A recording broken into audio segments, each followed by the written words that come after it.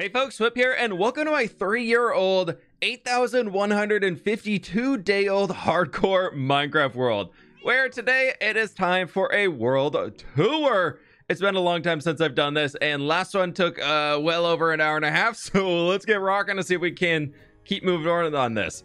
This one here is my starter house. This is where everything began, and it is absolutely lovely. We have Oliver here as a front door guard against creepers. He's doing an okay job.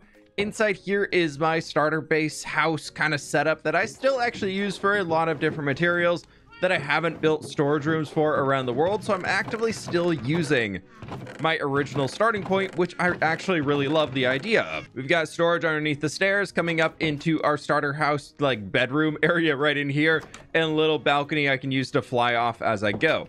We got just kind of a general area over here. My first treasure map is there, and a very important potato, and then random just nope, no goodies in there, never mind. But this goes over the walkway archway into the tower that has my enchanting setup in it, that if I ever need to enchant things, I can come up there. My goal when starting was to make a very safe place that I can go around inside and do a bunch of things and have a lot of activities and not really need to travel into the scary outdoors unless I'm ready to kind of do that hardcore thing. And then over here for the rest of the starter settlement, we have a small stable that has a horse, and then we also have a donkey and a mule in there just to kind of get all of them. I've got a burb tree right over here that is full of parrots. For a long time in this world, every single parrot I found, I brought back and put inside the tree. So there at one point was almost 30 of them in there. I'm not too sure how many are in there now, but as you can hear, it's pretty noisy. This building right here in front of us was my original animal barn where I had my sheep and my pigs and cows are out back here until I kind of remembered that, well, sheep kind of need grass in order to eat. So we quickly moved a lot of the sheep out of here. This building right over here is my forge that I currently use for a lot of netherite crafting. Anytime I need netherite, I need to smelt it down or whatever, I come in here. So I got backup armor. I've got a few extra pieces in there ready to go in case I need to upgrade tools. Speaking of which, I've got a lot of backup tools sitting in there. And then also sitting out here, we have a bunch of enchanted stuff ready to go with a ton of books in case I need to finish replacing a broken tool or something like that. Headed to the south, we can take a quick trip down here to where we have a bit of a logging field where we have a bunch of trees being chopped down. We have a few baby trees that are growing up that were replanted to be a little bit more sustainable on that. Big old cart full of spruce logs being transported down this way past the custom tree to this building that is my lumber storage. A big part in this world is I like to have all of my storage spread out, so I'm living in the entire world instead of just having one massive mega storage. So we've got all of the different log types, and then we have all of the different barrel sections for whatever I have crafted down versions of that. And unfortunately, with the new logs that have been added, I've had to expand that coming back into here for cherry and bamboo. And then I'm sure one of these is going to be turning into pale oak wood once we get that into the game here too soon. But this just kind of ends out here on the corner, so it's easy to fly in and out, and we can look out over the entire valley, which we'll explore shortly as we got a few other things on this pathway that I want to exhaust first. My goal in this world is to create a massive medieval fantasy world, and with that, I need a lot of civilizations. I need a lot of things around and ways to connect between all of them. So I have roads that connect to every single build that I've done in the overworld, or they're connected via like a waterway or something like that through the ocean. But this building right here is my original sugarcane farm. I have a few of them throughout the world now, so it's not too special, but that has gotten me through the first like 7,000 days in this world, so it definitely did its part. That building right here is my mine that stops at a bunch of different levels and has an auto item elevator system that brings all the items up through this little water stream that connects at a bunch of different floors for optimal mining for each ore type. And that all drops into here. I don't really use it too much anymore. And then I had all my blast furnaces in here ready to go for smelting down all the iron and gold and everything from the early game. Right down here, we have a big old quarry that leads to the nether. So we have this tunnel going down there in the roadway that leads down into the big cave. That'll go down to another portal we'll check out soon. And that's my big stone storage area that we'll get to momentarily. But before we do that, I want to fly on down to the end here where we have a very important castle that we can check out that I built on, I think, episode 3. And this is the episode 80 world tour. So the world has evolved a lot. My building skills and abilities have evolved a ton as well since then. So it's really changed up a lot. This was where I originally used to store a bunch of maps for the world to track the progress. And then I filled up every single one of those walls, so all of those maps have moved into here, where about every 10 episodes I make a new map. So this is from episode 3 in 2021, way back in the day. And then we go to episode 12, and this just kind of moves throughout, and you can see all of the different updates and kind of where things have grown and how they've expanded. I love this central room in here. We have a fish tank for each color of coral outside of the blue one, seeing as I use blue glass in front of it, and they're all full of a bunch of tropical fish that seem to be a little bugged out. Down underneath here, if I hide my HUD, you can see a bunch of glow squids floating and swimming around down there, which I just think are so cool. Be able to see them with the ambient light mod that I have installed, so you get the glow actually coming off of the squids. And then up above us there, you can see a tank full of guardians swimming around, which I thought was just kind of a cool thing to throw in there above the top. And I realized after the fact that the mangrove in here almost kind of looks like a guardian. If you're like in the eye in the middle, it's giving kind of a guardian a shape vibe, I guess. But this is our latest map haul tunnel that we've been working on, and all of the different maps as they're going, a bunch of different things being in here. So this was episode 70, the previous one that we did, and now our latest one here being episode 80. I'll go ahead and pause right here for a moment if you want to pause the video and take a look at everything here on the map and how it's all grown. And it's really cool seeing all the different elements in here, which is just super fun to see all of the growth behind it. We can take the secret exit here out of the mountain, and then we can fly on down below our gate. No, that's not a gate. That's a bridge. That giant bridge that we have that I really like. I put beacons on top to light it up later as an expansion for it. Down here, we have some fields. Every single episode, I plant at least one field in this world just for fun, to be honest. So we have a big old here sweetberry vineyard that I absolutely love. This is actually a working sweetberry farm as well. I like to hide a lot of technical farms inside of builds that I'm doing. So we have this here with a few foxes down here constantly gathering up sweet berries. And the thing is so overflowing on them. Like all of these barrels were the storage. And I was like, oh yeah, 8 barrels. I'll probably never need that many berries. That filled up in like an hour or two. And they're all just being, oh, I'd like that back, please. Thank you. Yeah, they've all just been trashed since. There's a little fire back there that you can hear ticking away. That is where all of them are just getting destroyed at. But beyond the Sweetberry Vineyard, we have our first sniffers that I got in the world. We got a few other fields, and we got a lot of spooky mobs where we can go safely inside of here to the Dwarven Villager Trading Cave that I love so very much. This was a early project as well of I wanted to set up villager trading in this world, and I thought I don't want a giant villager trading hall. I want to build a village out of it. So down in here, we have the villager breeder that is currently disabled. I got the beds. I can put them right there and it starts it up. It's one of those classic designs that they'll just kind of do the thing. They all appear down here. And that goes into a room here where there's a unpowered rail. So I can flip that on to move forward, put a job block on there, give them their job, lock it in, move them forward. They meet a zombie here. They get turned into a zombie villager. And then we move them up here into a holding chamber where I can cure with one potion. I can cure 4, and then I can cure another 4 right there. And then I have a bunch of rails that connect to the different rooms, which we'll be touring in just a minute. It's a whole spaghetti mess of rails back there that we don't need to walk along, but that's how the system works. But inside of here is one of the rooms. So this is where all of my stonemasons are hanging out currently.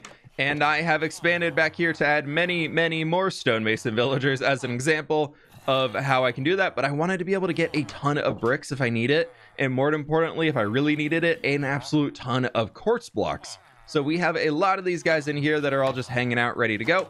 And so we have this being, that's for our stonemasons, that whole structure in there. This one right over here is for all of our farmer villagers. So they're all chilling inside of that. Going up the staircase, we have this room right over here that is all of the librarians and cartographers that were my first original emerald generation. Every single one I marked with a chiseled stone brick right here. They all trade glass. And then I come over to the cartographers, and then I trade glass panes for emeralds, and I'm able to cycle that and get a positive turn. But we have every single enchanted book in here, at least some high level of it, and they're all zombie cured, so they're fairly cheap trades too.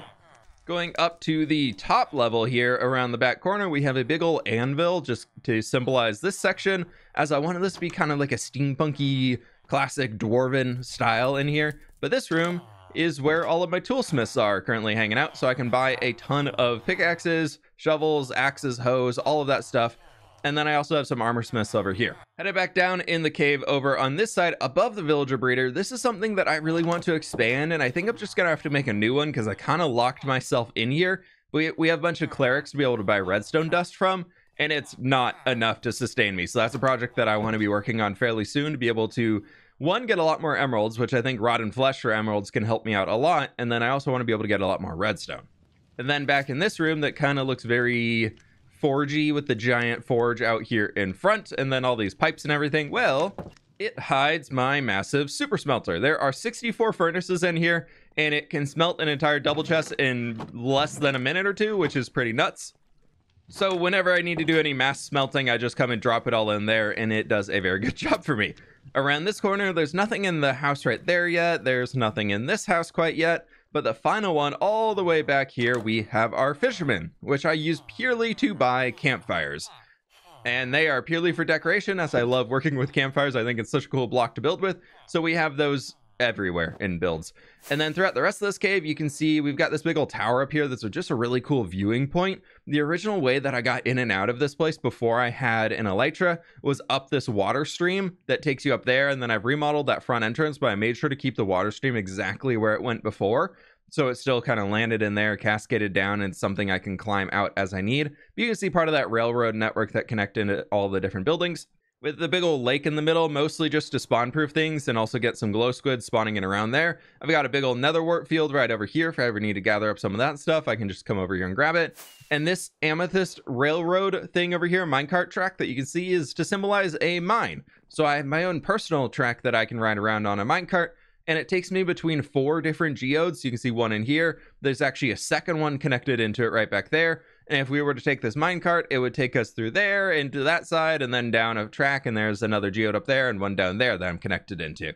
So if I ever need a ton of tinted glass or just amethyst shards in general, I can use that and I will be able to get a ton very, very quickly.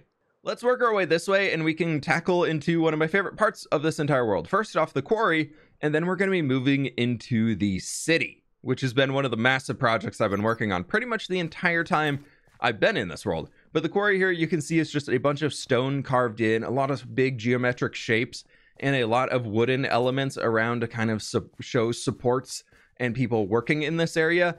And this is my massive stone storage room where I come in here a lot. So all of these things are full of stone, which will explain why that is in a moment.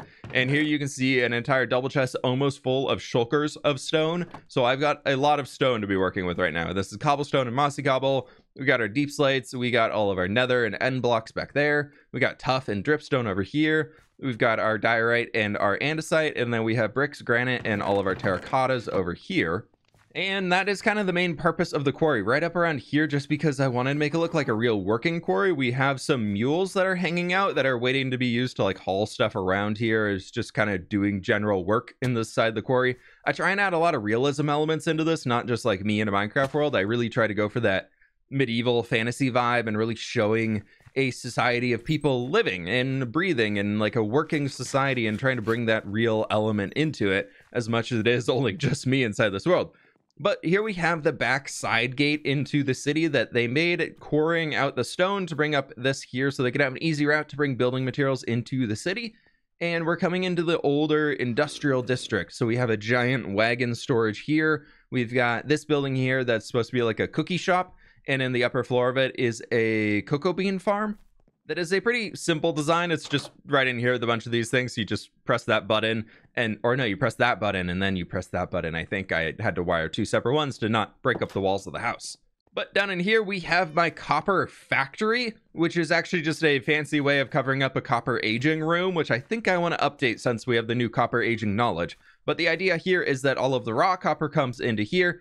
It gets smashed down, broken into little pieces of raw copper right there, sent up on this conveyor belt, deposited into another cart right in there with our raw copper ready to be smelted. That is moved back here where it's piled up, ready to go. And we have a ton of forges around that are here for smelting all of our copper. And then after all the copper smelt down, and the idea of this building structure over here is where it's all being deposited onto carts to be moved throughout the city or off to wherever it's being sold.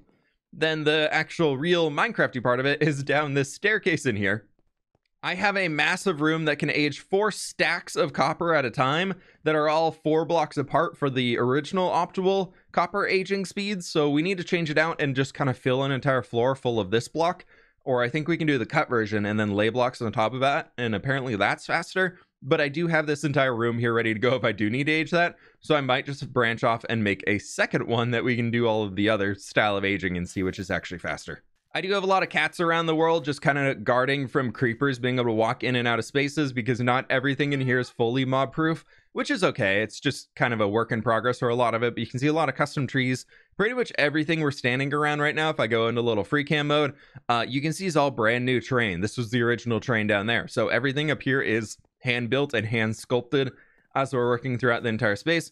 Over here we have a little water mill that has a few tiny farms in it for glowberries and hanging roots if I ever need some of those.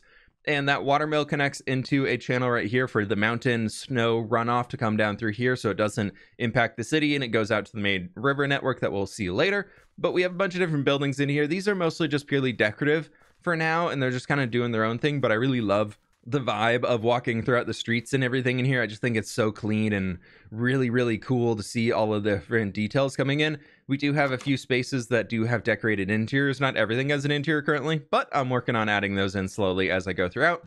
And this one actually down here hides a mangrove propagule farm in the basement. So if I ever need mangrove propagules to run a mangrove tree farm that I have, I can run over here and get the propagules and then go use those at the tree farm. We will backtrack over that way here shortly to look at a lot of those things, but first we can head by the barracks and we can head over the bridge here that will take us into a much more older industrial part of the world, where inside this building I have something. What do I think it's a basalt farm. Yes, yeah. We have a basalt farm right in here that I did hide a beacon in the floor, so somewhere a beacon beam will come up through here, I believe. And then you can see just a few little gardens and a few little green spaces in the city. A lot of custom trees and foliage in here is a very important thing that I want to have included. So we have a lot of those things in this grass. Keeps growing back. It's supposed to be dirt. I'll fix that one day. But here's the front of those buildings. We have a little workshop space. We got a little storefront. We got an apartment up top. And we have a little fish and chips stand over here, so you can get your fish and chips. You got some potatoes. You got our little fishies. And this building right here is supposed to be a blacksmith, symbolized by the anvil. Haven't done the interior for it yet, but we'll get to that soon. Opens up to our massive harbor that we're slowly working on out here. That has been a very new, recent project. We'll go check out. You can still see some shulkers throughout. But this building right here with the pile of mud in front of it, you will see some micro blocks around the world. These little guys, I have a data pack that allows me to craft those.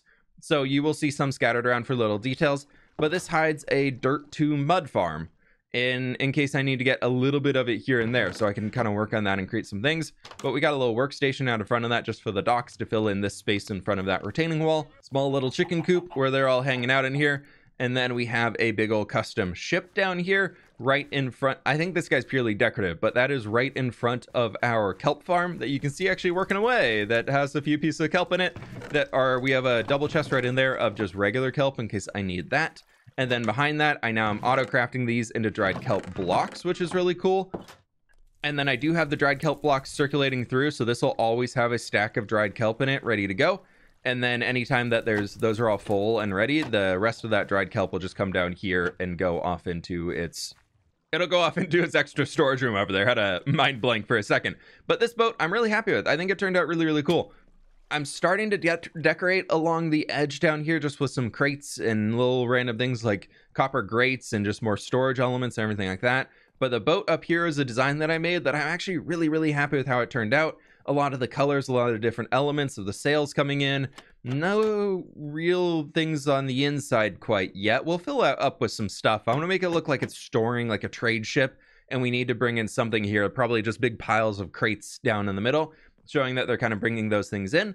And I have this design right here that I really, really love. You can put rails on top of trapdoors, and then you can close the trapdoors. You can make the rail look like it's floating here, almost as if like the minecart's being used to move things up and down, which I thought was a really cool way of symbolizing that without just like having Minecraft stairs or full blocks to connect it all. Now up here above the kelp farm, we have a very, very important building, the storage room for all of my ground cover blocks. So we have all of my dirts. We have this is to symbolize grass because I didn't want the grass to grow over the dirt. So we have grass and we have some moss in there. And we have the rest of them all throughout here. There's an upper floor because I completely forgot about red sandstone, and then I cleared an entire mesa biome of red sandstone, so we have a lot of that sitting in here currently. And that does have a separate exit up above to where we are kind of looping around everything there. And we are up here to where there's a small horse stable that leads itself up here past this little obelisk thing to this area where I do want to build another cart or two right in there. And this is a very, very cool build that I did of a brickery, a place where they're creating a bunch of bricks, whether they're the red bricks or they're packed mud bricks. So we have drying racks out here ready to go. We have a bunch of forges out here for cooking the bricks and everything like that you can see the smoke coming out the top of them. And then we have some areas here where they're maybe cutting them into different shapes that they need before they're being set to dry. We have raw clay ready to go in. We have piles of coal stacked up back here, symbolized by the coal blocks and the blackstone and a little shovel. And then maybe some of those bricks are being used to create pots, like some of the clay and everything. So we have our flower pots. We have a lot of the different sherds in here being utilized, and then just more kilns and everything throughout the space. And then inside of this building, it does actually store something fairly useful we have a clay farm. So dirt goes into mud. The mud goes pushed over here to where the clay is sitting now. And that clay is sitting, well, I'm down here now, on top of dripstone with pointed dripstone underneath it that will drip and dry out the mud and turn it into clay. So if I ever need some clay blocks, I can always have a ready supply here ready to go.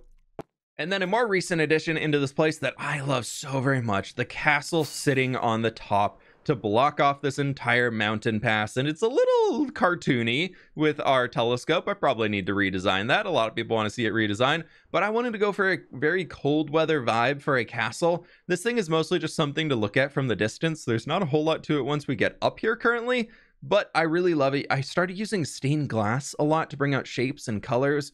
So you can see a lot of the stained glass throughout the build, like snow melting off, going into that to darken up the corners or lighten things up. So you can see a bunch of it used throughout. So it's not the most beautiful place up close, but from a distance, this place is just so very cool. So you can see all these different shapes coming in here with the glass. And I just wanted to try something extremely artistic with all of the blocks. So you can see the shading and everything in here, all the placements of everything. I am very happy with how it all turned out, even with subtle stuff as where I have light sources. Instead of lighting up the entire thing, I was like, I'm never going to be up here at night. And if I am, it'll be very short stints. So I'm probably going to be safe. So I only put lights above like doorways instead of along the entire archway. And I think it just turned out really cool. But I wasn't able to put a wall for the city coming along here because the mountain was in, but having the mountain pass up there always kind of felt like, this is maybe a little vulnerable for the city. And we don't really have walls on this side. So I wanted to include that castle up there as a way to kind of symbolize defense for the top and just something kind of grand. And then we still need a way to get up to it. Currently, the idea is using airships to move up there because we have one or two of them throughout the world. But I definitely need to be building more and maybe an airship dock somewhere for easy access up to that castle and back down. So we'll have to figure that out soon. But coming back here over to where we have the copper aging factory, we have our cocoa bean farm right there. We can jump down into this plaza, which has a great market of the foliage market of all of my greenery storage room things are in here. So you can see all of my hanging things are up there, well, kind of scattered around these different areas. We have all of the leaves on this wall symbolized underneath the barrel, or the leaf is connected to the barrel where the stuff's actually stored. We have all of our saplings and things over here as I need them. And we have a lot of different crops, and we have all of our nether stuff at the end. We have all of our flowers. We have some pumpkins. We have some melons. You name it, I've got it somewhere sitting in that storage room if it's a greenery thing. Big old fountain in the middle, which is supposed to be a horse. I think I did an okay job from the side profile. Statues at this scale are so difficult, so I'm pretty happy with how it turned out. These buildings over here are purely decorative right now. I did that a little fun memento for one of my friends, Mythland Meats, for my buddy Mythical Sausage, so we'll have to turn this into a butchery shop there eventually. And I think this is Mary's Mechanics, just supposed to be like a little mechanics shop. I'm not too sure what it's going to be on the inside. I didn't even add a door to get in it, so we'll see if that happens. This building right here is supposed to be a kind of town hall of sorts for the lower half of the city, some government building. And then underneath that, I had mentioned a mangrove tree farm, and currently that is sitting underneath there. That is also a massive bamboo farm we'll go check out in just a second, as that is connected into this building right here. As we have the Bamboo's bookstore, which is a really cool interior little bookstore cafe where you can grab a bevy, you can grab a book, you can sit down and read. And then downstairs underneath in the basement, we have our bamboo storage room for all of the auto crafting of that stuff coming in. And then we have the giant bamboo farm down there that is currently broken because it's using flying machines and it breaks all the time. So it's fine. I should probably build another small one connected to it that doesn't use flying machines, but at least if I need it, I always have a lot in there and I can restart it and it runs for a while. Little market stall behind that, and then here in the corner we have the Drip Lounge. If you watch Empire's SMP that I did in the past, season 2, we had the Gobland Drip Lounge in there, and so I kind of recreated a memento to that as I needed a place for a dripstone farm. Well, a pointed dripstone farm. So we have that back in here, and it is extremely slow, as you can see. I haven't really taken any out of it, and this is all it's produced in very, very long time. So it's not the best farm, but it is here if I ever need a few pieces. So the interior down here is pretty simple, but it is completely modeled after the giant interior of the lounge that I did on that Empire's SMP server. So I wanted to recreate that down here as much as I could, and I really, really love it. Then the entire building is sitting on top of it is actually modeled around the same color palette that I used for the structure there as well. I changed up a lot of the shapes and everything to fit more into the style here, but I wanted to keep that color palette true, and I think it turned out pretty well. Moving up the street further over this way, we have a giant lava forge right in there, and then we have our double tall flower farm. Definitely these two belong right next to each other. So in here is just a little interior for the farms as I need them. In the back, we've got a little garden area with a giant or tiny custom tree, not giant, a little potato field, and then just little stuff around. But our lava farm right over here, we've built out a forge interior for some mechanic-y something going on with all of that in here. And then the other side of it, in case I ever need buckets of lava, I've got a ton in here ready to go whenever I need them. They're all just sitting in here ready to be grabbed. Up farther along here, which I need to update with the new armor trims being added in, I haven't walked down the street. These buildings are all pretty much brand new. Like 2 episodes ago, we added this armory in a long time ago, and armor trims came out. So I collected every single armor trim. You can see them all throughout here, kind of on display. Even some are there on top. So I have a set of diamond armor with the armor trim on it, I think in gold for all of them. So you can see all of the different ones as you're moving around as you want to check them out. We even have silence there in the corner, and they're all just kind of scattered. So if I ever want to redo the armor trim or get some custom stuff, I have at least one extra, and I have items in a lot of these to where I can just duplicate them and get more as I need. And what I should be doing is building out the second floor interior up here so I can add in the new armor trims that came with the trial chambers. So we'll have to do that soon. That's actually a pretty good idea for a small project. This whole section, as mentioned, is pretty much brand new. I'm really, really happy with the latest expansion of the city here, especially as we're finally working on, this is the main road leading from the bottom of the city all the way to the top. And I'm finally starting to fill that in with buildings on every side. So we have what's going to probably be a workshop right in here with a big open first floor ready to go. We've got this tight little alley coming back here, which has a little shop available right in there, or house or something. We got a dog to protect from skeletons. We got another little downstairs area in here. No, thank you. I'll go away. That's a giant apartment building for student housing, as I want to be building a massive university. So that's going to be a big old housing area, and I need to spawn proof it a little bit more. But we've got a really cool cherry building right here that's going to have a shop on the first floor. Everything along the main street is going to be very shopping focused or small like workshop, something that people can go in and out and purchase things, basically, is the requirement for every first floor along here. Figured a highly sought after property, so they're going to be needing a lot of money to upkeep it, so they need shops inside of it. I have a lot of the different dogs hanging out here. Yes, that's my birthday cake from a few months ago. It's fine. Still haven't eaten it yet, though. I swear it's still fresh. It's not stale at all. But we have this big old building right here that I love a lot. Just mud brick going into our sandstone and everything. As we move up this way, this is University Street. This is another brand new building that's just going to have a shop in the first floor. And there's the front side of the student housing building.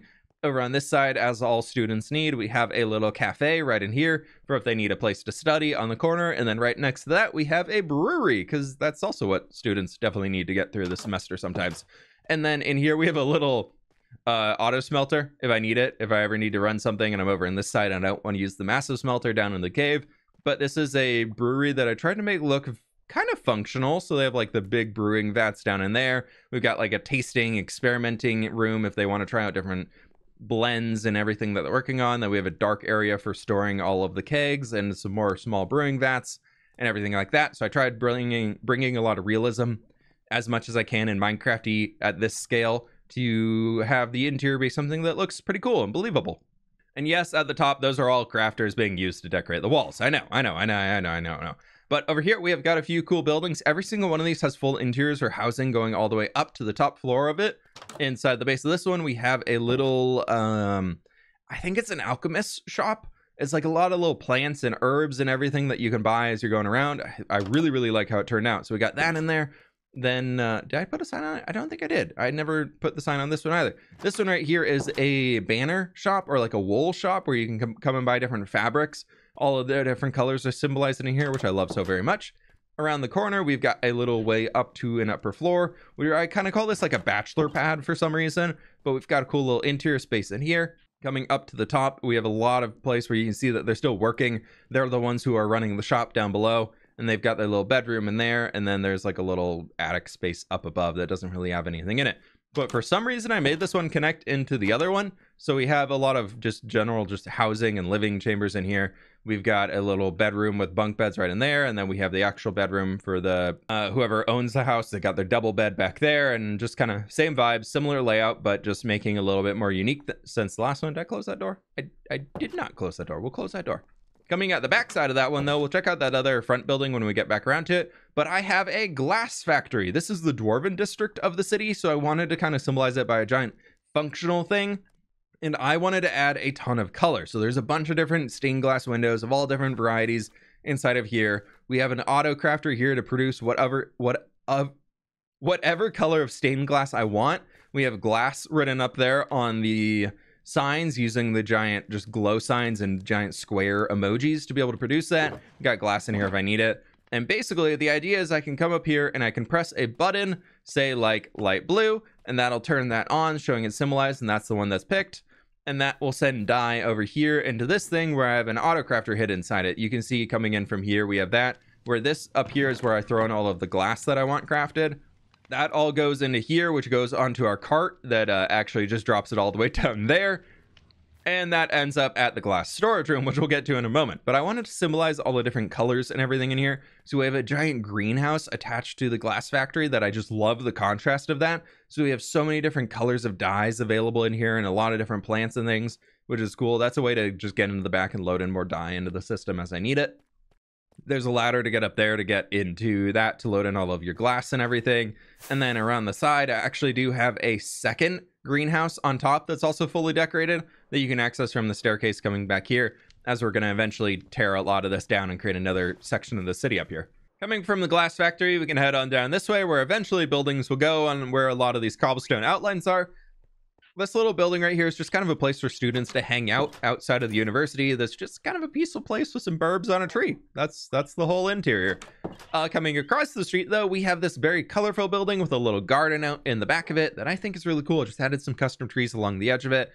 And we have a little statue of sorts right out there, which I think is cool. But the very cool part about this building is this is color storage. So every colorful block in the game outside of wool is stored inside of this building. And I really, really love it. So up top here, we have all of our different colors of candles. Over here, for whatever I have extras in storage, yeah, you can see it's pretty empty. Over on this side, we have a lot of our dyes. Also, not the most full right now, but all of the dyes are in there. Then down in the basement, we have our concretes on this side, and we have our glass on this side. That you see all of like the stained glass that is produced over there will be coming into here and filling up these. And as you can see, my storage is a wee bit full on this one. So we're gonna have to figure that out soon. But this here is one of my favorite interiors that I've ever done. I love how this thing turned out. It was so fun to build and work on, and I want to do more interiors like this in the future. They take so long to make, but I love it. I love how this one turned out. We'll finish off the entire city for now before we jump out and do some other things. So we're heading into the upper district, where I believe I've hit everything else. Done all of that. Oh, we haven't done the harbor. We'll get that on our way out. So we'll go this way, and then we'll go that way, and then we'll go that way. Oh, we're doing this way out of order, but there's so many things in this world that if I did it in order, we'd be doing so much extra walking. This building right here is supposed to be a post office. Haven't finished the interior of it yet outside of this front little entry room, but its idea is that like the post wagons would come through here, load and unload, and then they go up this way to go out wherever they need to. We have a little stable building right over here as it's attached to an inn. And I always like to build inns in this world with some sort of horse stable attached to it, as I think it just kind of makes sense to have them together. It's kind of the businesses help each other out. At the back right now, this is going to be more buildings for the Dwarven District and everything. There's a big old garden up there that we'll check out shortly, and this heads out to a custom tree, and that's going to be that's a kid's school, and I want to build a little playground set in there eventually, but we just haven't done that yet. Up this way, however, we have the inn, and then this goes into a massive building that's supposed to be a guild hall for the merchants. So I'm really excited to work on the interior for this one eventually. It's a big, massive space that'll be really, really fun to work in, that we'll get to soonish. We can head over this way, loop through the alley real quick, and this goes up to a small little side area where we have a barbershop, with, I know that is not correct, so I need to fix that. This back here is an alchemist, and this here is a herbalist. And inside of the herbalist place, we have a glow lichen farm sitting right up there. They've got a little garden out the back right here that they have a lot of different colorful things in, and I burn myself a lot on those wither roses all the time. We have the back of the guild hall right there. This heads on another upper street that we'll get to momentarily, but we can head out this way and just back down to the main street, where we are right in front of the school that does have a pretty simple little interior to it of just some different classrooms, places, and things I could fit in here for a small vibe. Nothing too crazy to look at for it. Over on this side, it's supposed to be two brothers operating shops right next to each other. I think one's going to be a watchmaker and the other's going to be like some other sort of a tinker mechanic type something. That's the back way to get back to that custom tree where we're going to have the little schoolyard and everything like that. This is the main town hall in the city that is currently being used. I still need to finish up that mountain over there, but the main town hall is in here, fully decorated out. A lot of cool things, a lot of different meeting rooms that we have throughout, scattered around. We have a way back into the garden up there. We've got a little kitchen off to the side over here. We can go upstairs to kind of where there's some living quarters that I was going to try and make a new bedroom area for me. And then I just never really utilized it because I like my storage room and my starter house. So I just never really came over here to utilize all those. But I was like, oh, I'm going to even build myself a little office in the back corner. I've never actually used that. I was like, I'm going to record little clips there, me sitting behind my desk. Never done it. Just some more little decorative rooms over there, and a display case of netherite, diamond, and gold armor, beacons, and wither skulls, and netherite swords. I don't know. Tried doing a Minecrafty thing. Should I put all this cool stuff on display? And I did that, and yeah, that just kind of filled in the space back there. But coming out this way, we can get into the garden area with a few more custom trees, a few more fountains, and just water things to break up all of the greenery that we're including, and all the different plants and everything. Up top, we got a little trellis there with a bunch of glowberries on it, custom trees behind to just kind of hide the gross stone face. And here we have a small version of our giant world tree, as if they have a sapling that they're trying to grow and expand on. And it's like a prized possession of the city that they're being able to grow a second one. Exiting the town hall, however, you have a clear line to exit the city up there, which I just love this view. At the big old plaza right here, we've got a chapel kind of sitting up there, and this is going to be a massive catacombs underneath eventually if I decide to dig into that. And a lot of these buildings up here are actually finished for the most part, at least first floors. Kind of going with like an RPG element to it, of where we're going to have some space that you can go and explore to, but I'm not doing every nook and cranny. Like this one here is actually part of a farm. It's a grocery store that down here we have a pumpkin and melon farm that I'm pretty sure, oh no, it's actually not overflowing. Wow, it's pretty close, so I should probably come and craft some melons. But you can see a little grocery store in here that I really, really love having all these things throughout. I just think it's a cool view to have, and being able to look in here and just see the splashes of color and all the different things that you can buy. Over here we have on the first floor is a wagon area that they're just like somebody's building wagons, like a wagoneer. I can't remember what their profession's actually called, but they make wagons in here. There's a little alleyway that leads back through with just some machinery things on it, going up to that section where we went down to the school earlier. Since I have dwarves inside this world, I kind of say that they trade machinery elements with people throughout. So you'll see a lot of machines and little things like this scattered throughout the world. I'm not going like sci-fi or steampunky or too much, but I am trying to like incorporate some fantasy elements, and some of the fantasy races that exist in here are just better with making machines and technology and stuff. So there's a little bit of blending those things together that you'll see throughout. So we kind of do have a lot of our classic medieval fantasy stuff, like little stables out here where we have every single mount that you can ride on in the game, besides a camel, is inside of here. So you can see all the rest of them: mule, horse, donkey, trader llamas, pig, and skeleton horse as an example. And then just like all these different little elements with a little area for water to drain down and animals to drink and get a little bit of a sip of water as they're hanging out. This is going to be like another workshop down in there eventually. Up here we can lead into where it's just some more housing. This is going to be a bakery once I get around to doing the interior of it. I already got the cakes on display. I just need to build the place where they can make the cakes. Yeah, so that was going to be a carpenter for this workshop down there that we'll have eventually. Over in here, we have a blacksmith that has 2 forges in it of 2 siblings working together or running. They're competing to be who can be the best blacksmith here. So they both have their same mirrored stations and everything like that, which I thought was kind of a fun way to do something a little different.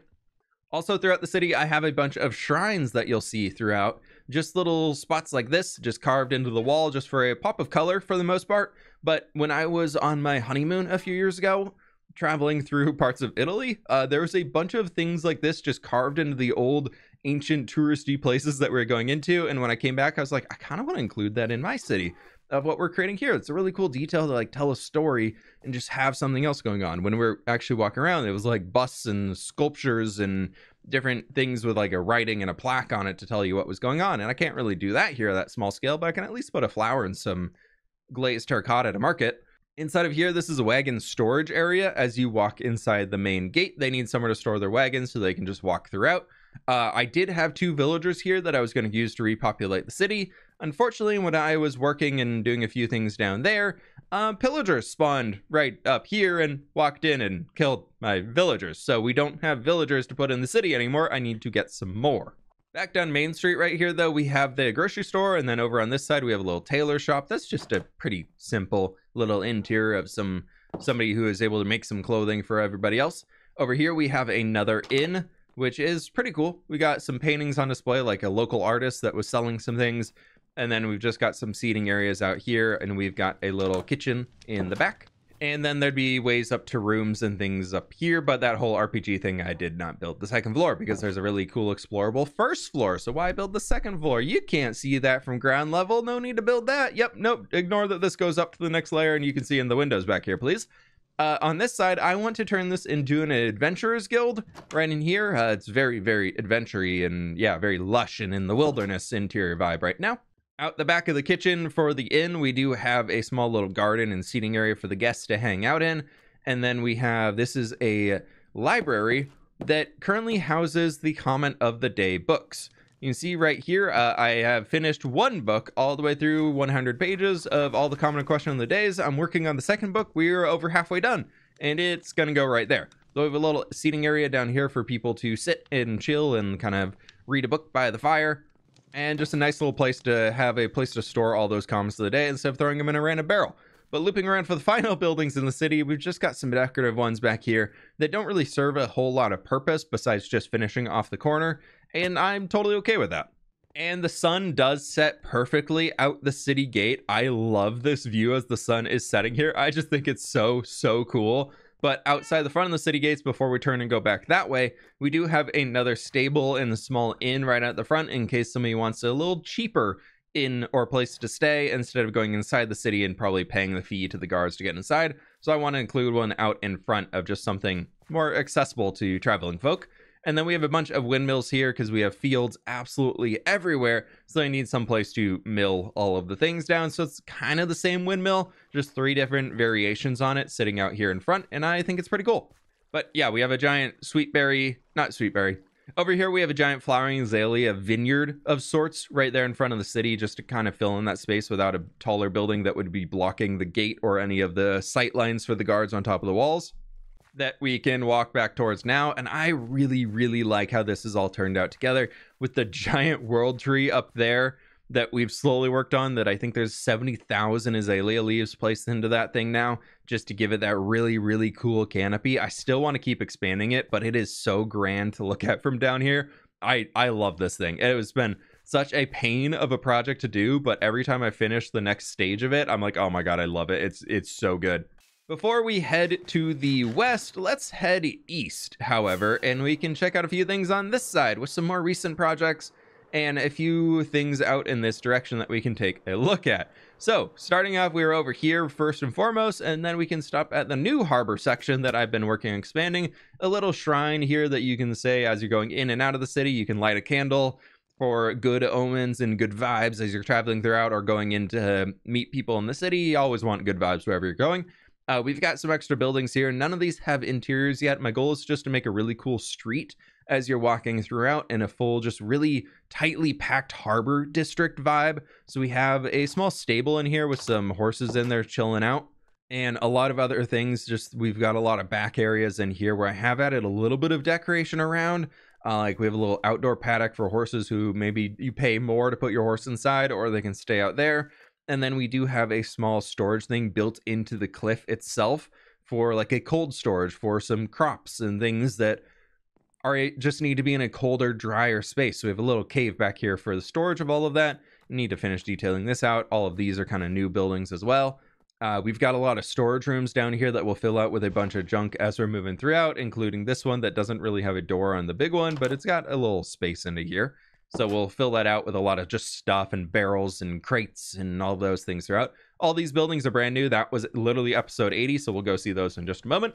Looping on this side of the buildings, though, we are here above the docks where we're still working on digging this out and adding more boats in. But you can see the front sides of all of the buildings here as they're just kind of winding to the end to where we have these big old cranes that I just think are so cool, using glass panes in order to extend it so all those things connect but still kind of get that thinner look to it of not adding a lot of full blocks in here. It's almost all made out of walls, which I thought was a really cool design for all of it coming together. But I'm trying to make this look like a very industrial workyard of a lot of things are happening, a lot of moving parts and different things throughout, just a very busy section of the city. But here we have the newest buildings. We have the Fisherman's Guild Hall, which is this old little building right in there. We've got a forge of sorts for some smith to work in, and then they have this little back area that connects over there. There's another little back area right there that we'll look at in just a moment. But we have a lot of different buildings that don't really have purposes for them quite yet, but we're going to have like stores in here. We're going to have different things throughout. I think one we've decided is this is going to be another apothecary right in here. If I'm okay with doubling up and tripling up on a lot of professions of shops that we have throughout. So I haven't figured out this one quite yet, but we'll have another store in there. We've got this dark little seedy corner back here with a little well that you can get a sip of water out of. And yes, with how dark it is actually completely spawn proof. Maybe let's turn the light up. I don't know if that's spawn proof. I think that is. I'm going to say that is because there's glow lichen right there. So we're just going to say that is spawn proof and call it good. Now back there, though, not too sure on that one.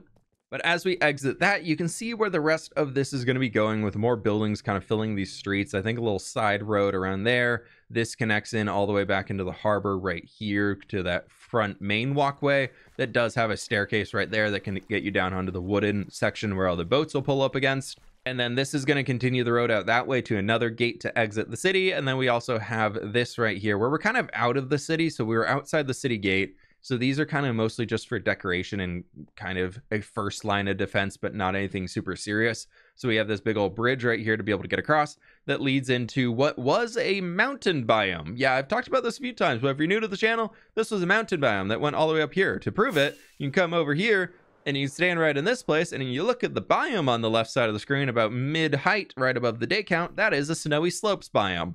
This is no longer a mountain biome.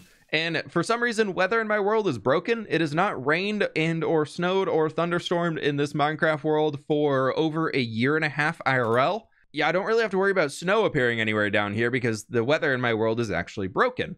But that's totally fine. So we have this little thing. There's going to be a bunch of buildings throughout here eventually. This is going to be a little town outside of the city just to kind of slowly ease off of buildings as we go back into the natural landscape. I didn't just want like a hard wall and then nothing.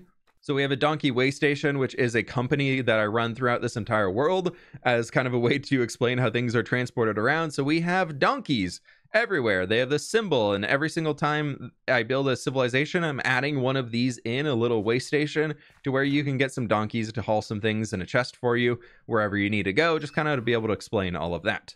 The first transportation industry in this world, I guess, that actually has a name. Then down here somewhere that we literally just finished up as well, along with those buildings in the last episode, of a dock region that has a bunch of greenery stretching around it. We have the kind of river foliage edge along here that's kind of really contrasting against the harsh walls of the city and everything. I love that contrast that we have. And then we have some diagonal boats where I'm using hanging signs to get a cleaner line for the diagonal here. Just little tiny fishing vessels and some place for fishermen to work to clean their catches for the day and be able to take those into the market to sell them directly off of their boats and everything. So we got little fishing boats throughout here ready to go in this little tiny harbor that I'm saying is just too shallow and muddy and gross for large boats to get in, which explains why they put a little tiny harbor here and they have to keep the city stuff stuck on that side. So it kind of gives a reason for why this is not so built up on this edge. There's not a whole lot of stuff in this biome quite yet, as it's very much a work in progress, but we do have a lot of trees, and more just the grand scale of what has changed to me is the impressive part. Another recent addition we have into the world is the sniffer's finally grown up, but over here we have a little fern farm with a first floor interior for it, and actually a start of a second floor interior, just some storage stuff up here. But I thought it'd be cool to build some farmhouses out in this region just because I need things to fill it with. And so we have this, where we have a giant field of ferns behind it, but more importantly, inside of the thing itself, we have a fern farm. So if I take some ferns, and I can just load the machine up now so I can use it next time and just have it be a little bit quicker. But we load up all of our ferns in there, we press the button, and they all get bone mealed into double tall ferns, and it's fantastic. So we'll keep filling in more fields and farmhouses and just different greenery, farmland environment things out here as we're going, which I'm really excited about. But we can continue along the road to leave out of the biome, where this is the final road that connected everything in together. This is the final segment that connected my entire world into here, as I just needed to finish removing the mountain. But you can see this view back here of the city, and that is just so grand. I think I'm on currently 80 chunk render distance to see all the mountains all the way back there, and I love it. It's so cool. But we can continue on east, as we got a few things over here. This is a newer section I've started developing in the world as we got the new dogs added into the game. That's kind of when this whole section started, just to date it a little bit. So I built the dog brewery over here, the Hair of the Dog Brewery, which we've named, that has every single new type of dog in the world here ready to go. They're just chilling. They're all nicknamed after my two dogs IRL. The different nicknames I have for my dogs is what I've named every single one of these, especially this one. That's a very commonly used nickname for one of my dogs, and same with that one and that one. But there's all of the different dog breeds. This honestly is one of my favorite of the new dogs. I absolutely love this texture. Yeah, look at you, you're so adorable. I know, you're like, so cute. But yeah, so they're all chilling out here doing their own thing. So we made a massive sunflower field. That was also a bit of a mountain that we tore down up there that was snowy, and it just looked really awkward. So we tore it all down, mossed over the top of it, and bone mealed the heck out of it, which is why you can see the bluer grass tone, and it just looks so much better with our sunflowers not right against some snow. Another one of the favorite dog textures right here. So good. And also we have the spotted dog texture right there. Oh, they're so good. To symbolize a hops field, though, for the brewery to make sense, I used jungle leaves with sea pickles on them, and they're just kind of hanging up here off their own trellises, which I thought was pretty cool. We got a little farmhouse here that I used to test the build palette for the region, just to get something sorted, and honestly to have a bed to sleep in if I ever need to run around and just quickly jump in somewhere to sleep.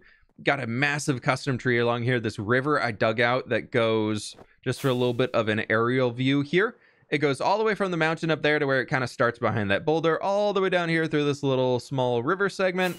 This, if we fly all the way further high in the sky, goes all the way there, connects into that lake, and that lake currently drains into the main river network. It didn't originally, so I did carve out that whole section right there to bring it through, and we still got to finish detailing it and carve it a little bit deeper, but it is getting there. Now, if we head off of this road here, we can go down this way a good amount to where we start to enter into a new region that isn't super developed outside of the road to get there, this massive bridge that we're going on that I think is so very cool. But we can keep moving on along the road as we get all the way out to the entrance of the Dwarven City, that I've heard from people that that's a face. From the corner, it just makes a face, and now I can't unsee it. Somebody said it looked like a bison. So if you also think somehow that looks like a bison, let me know down in the comments. I meant to have faces on the other sides, but not from the corner, but I guess we got a face on the corner. So we have another one of our donkey way stations right here. We have the entrance into the Dwarven City, which currently doesn't connect all the way up to the Dwarven Keep. That is right back here, that I wanted to start the central point together, and then we're going to build off of it as we go. So we got the little plaza right out in front of it. And this leads up somewhere where hopefully we have a few of them inside, but we have a rocket factory in here. You can see the glass tubes going up. One of those, this one brings gunpowder down. This one brings sugarcane down for a little free cam. I'm going to show you what's going on up here. If we go through the ceiling, we have a creeper farm right in here. And then we have sugarcane farms on top of that. I built the first floor interior, and then I ran out of time, so I haven't quite finished this one down here yet, but this is where we have the factory actually plopping out rockets. It's very, very efficient and effective. And let's just say that I got all those rockets from it a while ago. No, it's I need to come over and actually work in this area some more. I'm gonna trade my elytra out here too before that breaks on me. But this has been a really, really fun build to work on as we're moving. You can see the block of netherite there and the hammer on the front of it. And it's just a lot of different details building the structure going up. There's so much tough that went into this build to get this color palette and everything in here. I really, really love the build, but man, this thing was a grind to put all the different texturing together. I think it turned out really, really cool, but ooh, it was a grind. Jumped back over to the dog brewery to continue on with our tour here, as we can come out this way where we've just got another farmhouse with a bee stuck on the side of it. Apparently we've got a field of torch flowers here growing up, which I just love the flower, and I try and plant in those a lot more as I go now. We've got a little bit of a wheat field. We've got a cow pasture up there to count as one of the fields as well. And recently I did bring this landscape all the way down here because in true fWhip fashion, GD free cam mode again, I built all of the terrain above everything. So even if we come all the way over here, this is the river. This is, yeah, that's the river. I just built it above the landscape. Mostly because just more free cam action over here. I started digging the river out to this layer, and I wanted the river to look like it was bringing itself up. And I brought it up to here because that's where the terrain went naturally. And then I came over here, and the terrain naturally just dipped back down. So it was, I couldn't bring the river down, so I had to bring the river back up because I didn't want to redo the first part of it. Logic, I know, lots of logic of redo small section to save time, or just completely do new section to waste lot time, and I just wasted a lot of time. But it looks cool, so we're gonna keep on moving on to where we have another ancient bridge in the world. I tried texturing this one pretty uniquely of adding in the sandstone, and I like it. And it just kind of connects into this waterway here where the train currently ends. And I do want to dig this out so that the water here kind of connects in through to there. I think could be pretty cool. But I love leaving this massive cave entrance, so I don't plan to do like a waterfall or anything down it. But what I do want to do is finish building up the landscape right here, because I need to do that for the road. And connect this in and do like a little farmhouse here. This is an igloo that spawned into the world, and it does have a villager down in the bottom of it. Well, 2 villagers now because I cured the first one. Well, the zombie that was in there, so maybe we can build them a little farmhouse that they can live in right there. But we can head out this direction to the farthest east point in my world currently that I have built anything at, where this is pretty far away, but this is the cartographer's village. When the new Minecraft update dropped with trial chambers, I wanted to find a way to get to trial chambers, and well, cartographer villagers can sell you a map to them. So first off, we have our donkey way station down here as we enter in. We have a little harbor down here for some smaller boats to be able to rest in against the ocean waves. They built up a small protected harbor, so we got some guys here that I'm saying they go crabbing out here. So those are crab pots and other types of crab pots. They're just kind of attached to the fishing vessels, ready to go out and do all their stuff and get all of their food as they can. We have a few plots of custom trees, but I'm trying to say it's pretty windy out here, so not too many trees are able to exist. We've got a little storage room for me in here, decorative on the bottom, and then up on top of it, I actually have my real Minecrafty go storage room zone if I need to drop shulkers or anything as I'm working out here, and this connects into the nether hub that we'll use to jump back. But as we continue up the hill, this is a very small village. We have some new dogs that I just found on a live stream recently, so I dropped those off in here. But inside of this place, as another reason to come out to the village, I have all of the banner patterns here. I have a bunch of those. Those are our dupes. We got all of that. We've got all the different types there, and we got our looms, because I wanted to make a little banner making area attached for some shepherd villagers be able to hang out in. How did a pig get in here? I'm not too sure. That guy found his own way in. He is one of the sheep now. There are supposed to be villagers out here everywhere. Yes. Hi, villager. How are we doing? So we have blacksmiths. We have farmers. This is the entry point to the blacksmith shop. So we have a little decorative place. We're even making baby villagers. That's amazing. But up top, I just kind of threw a bunch of beds so we could really increase the population of this place. And so we'll have a bunch of them running around. But in here, this was a chapel that I remodeled into more of like a healer's building of sorts where they can live in. So they got some beds over here. They got a little greenhouse where they have some plants that they can maybe work with as they're making things to help heal and care for all of the villagers living out in the area. I did leave the OG greeting point over here with all 3 of the bells where no, I'm not going to take the bells. I know this isn't fully realistic, so I'm saying this is a leather worker's shop, but yeah, this is for a leather worker station, and their whole family are chilling out in here. Look at them. They got their 2 kids. Oh, how good for you guys. But they got a little bedroom up here. They got this. Oh, no, please. Okay, I did. Oh no, they could fall that way and hurt themselves. I'm sure they'll be fine. I'm sure the villagers won't kill themselves. That never happens in a Minecraft world. But yeah, so we have a lot of beds in here. If they and any of the children happen to jump off the railing, then they can have more beds for more children to spawn in. But then up at the top of the place, the most important reason why I came out here is we have the cartographers. Hi, buddy. So you can see that they sell Trial Explorer maps. Most of the cartographers in here do, at least. So they got a really cool little interior space. We got all these little things around, little cartography stations to get a bunch of them, and random things that they found. So there's a random skulk sensor up here. This is an absolute pain of a staircase to climb up, and I think thankfully the villagers can't do it, so they can't kill themselves falling back down it. But we got a little workshop where you can, or a little desk where you can write and make your maps as you're looking out over the world and everything like that. But I really love how this interior turned out. We got the stove in there, we got a little firewood storage down there, which I just think is a really cool little detail, and all those different elements for it, which is just, I love this house. I really, really love how this house came together. Then we have a small storage section underneath of different things that they found on their travels, and a villager who just really likes sitting in the boat. He does not sell a Trial Explorer map, so it's totally fine that he's stuck down in the boat.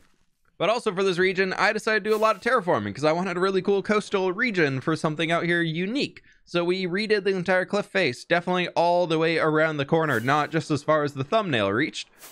So we have the big old cliff here that I think is a really, really cool vibe that I do want to come out and continue one day once we come back out here and start working some more. But I really love the small village of only a few buildings in here. I know a lot of people wanted me to add a bunch more buildings as we were going and do more things, but I love the small town vibe of it. Only like 6 or 7 buildings in here. I think it's really cool. We can maybe add 1 or 2 more, but I don't want to add too much. I think like 1 or 2 more on top of the hill here, but I also didn't want to block the view of this one, like looking out. I like that. And maybe I kind of had an idea just for future fWhip things of extending like a rope bridge out here to different islands that would be like floating like really steep rocks sticking and jutting up out of the sea, and having like some crazy fantasy like wizard tower on one of them I thought could be a cool detail. So I might come out and do that again one day, but that'd probably be the next time we're out here working in the region, so who knows. We can next jump on into the Nether as we move back towards the middle of our world, and then start working going west as we've done everything to the east, as we are an hour and 10 minutes into this tour now.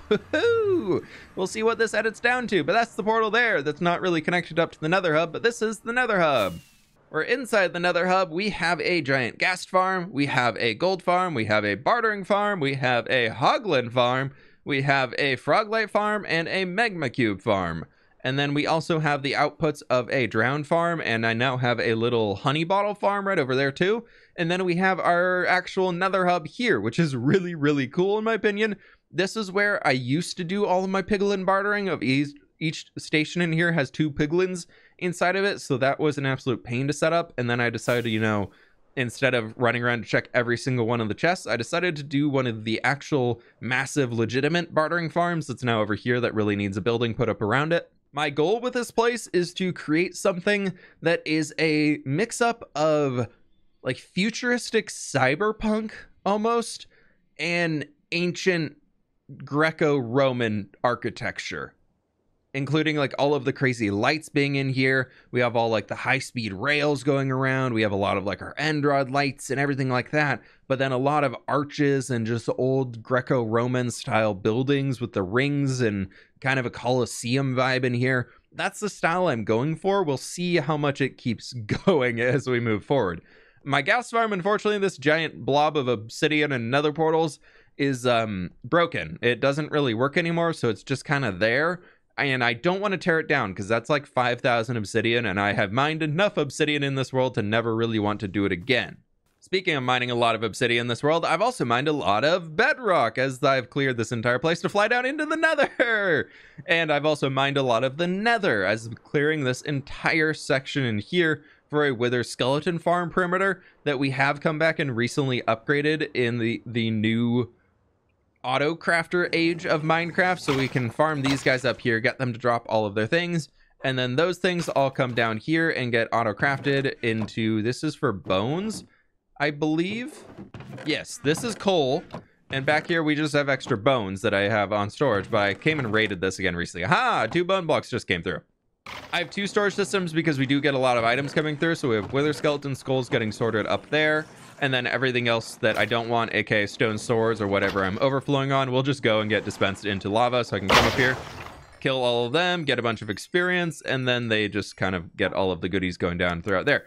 Anything else we have in the nether down below is pretty much just the blaze farm over there. I haven't built too much in the nether, and it's something I want to do soon. I actually would love the idea of, from the wither skeleton farm, just to see a giant city along this open face here, refilling what we have in the crimson biome. We'll see if/when that happens, but for now we have the safety of the nether roof, which is looking really, really cool. We have a lot of things out here. That goes to the end if you want to go check that out, which we can actually do the end right now, because then it'll take us back to world spawn and we can continue on from there. That portal goes out to a copper farm with that giant thing. It's not really cool. We can go take a look at that real quick. Why not? We're doing the full world tour today. I'm gonna try and make sure I don't miss anything, because last time I did the world tour I missed like 3 or 4 entire villages and stuff. So we're trying to not do that this time.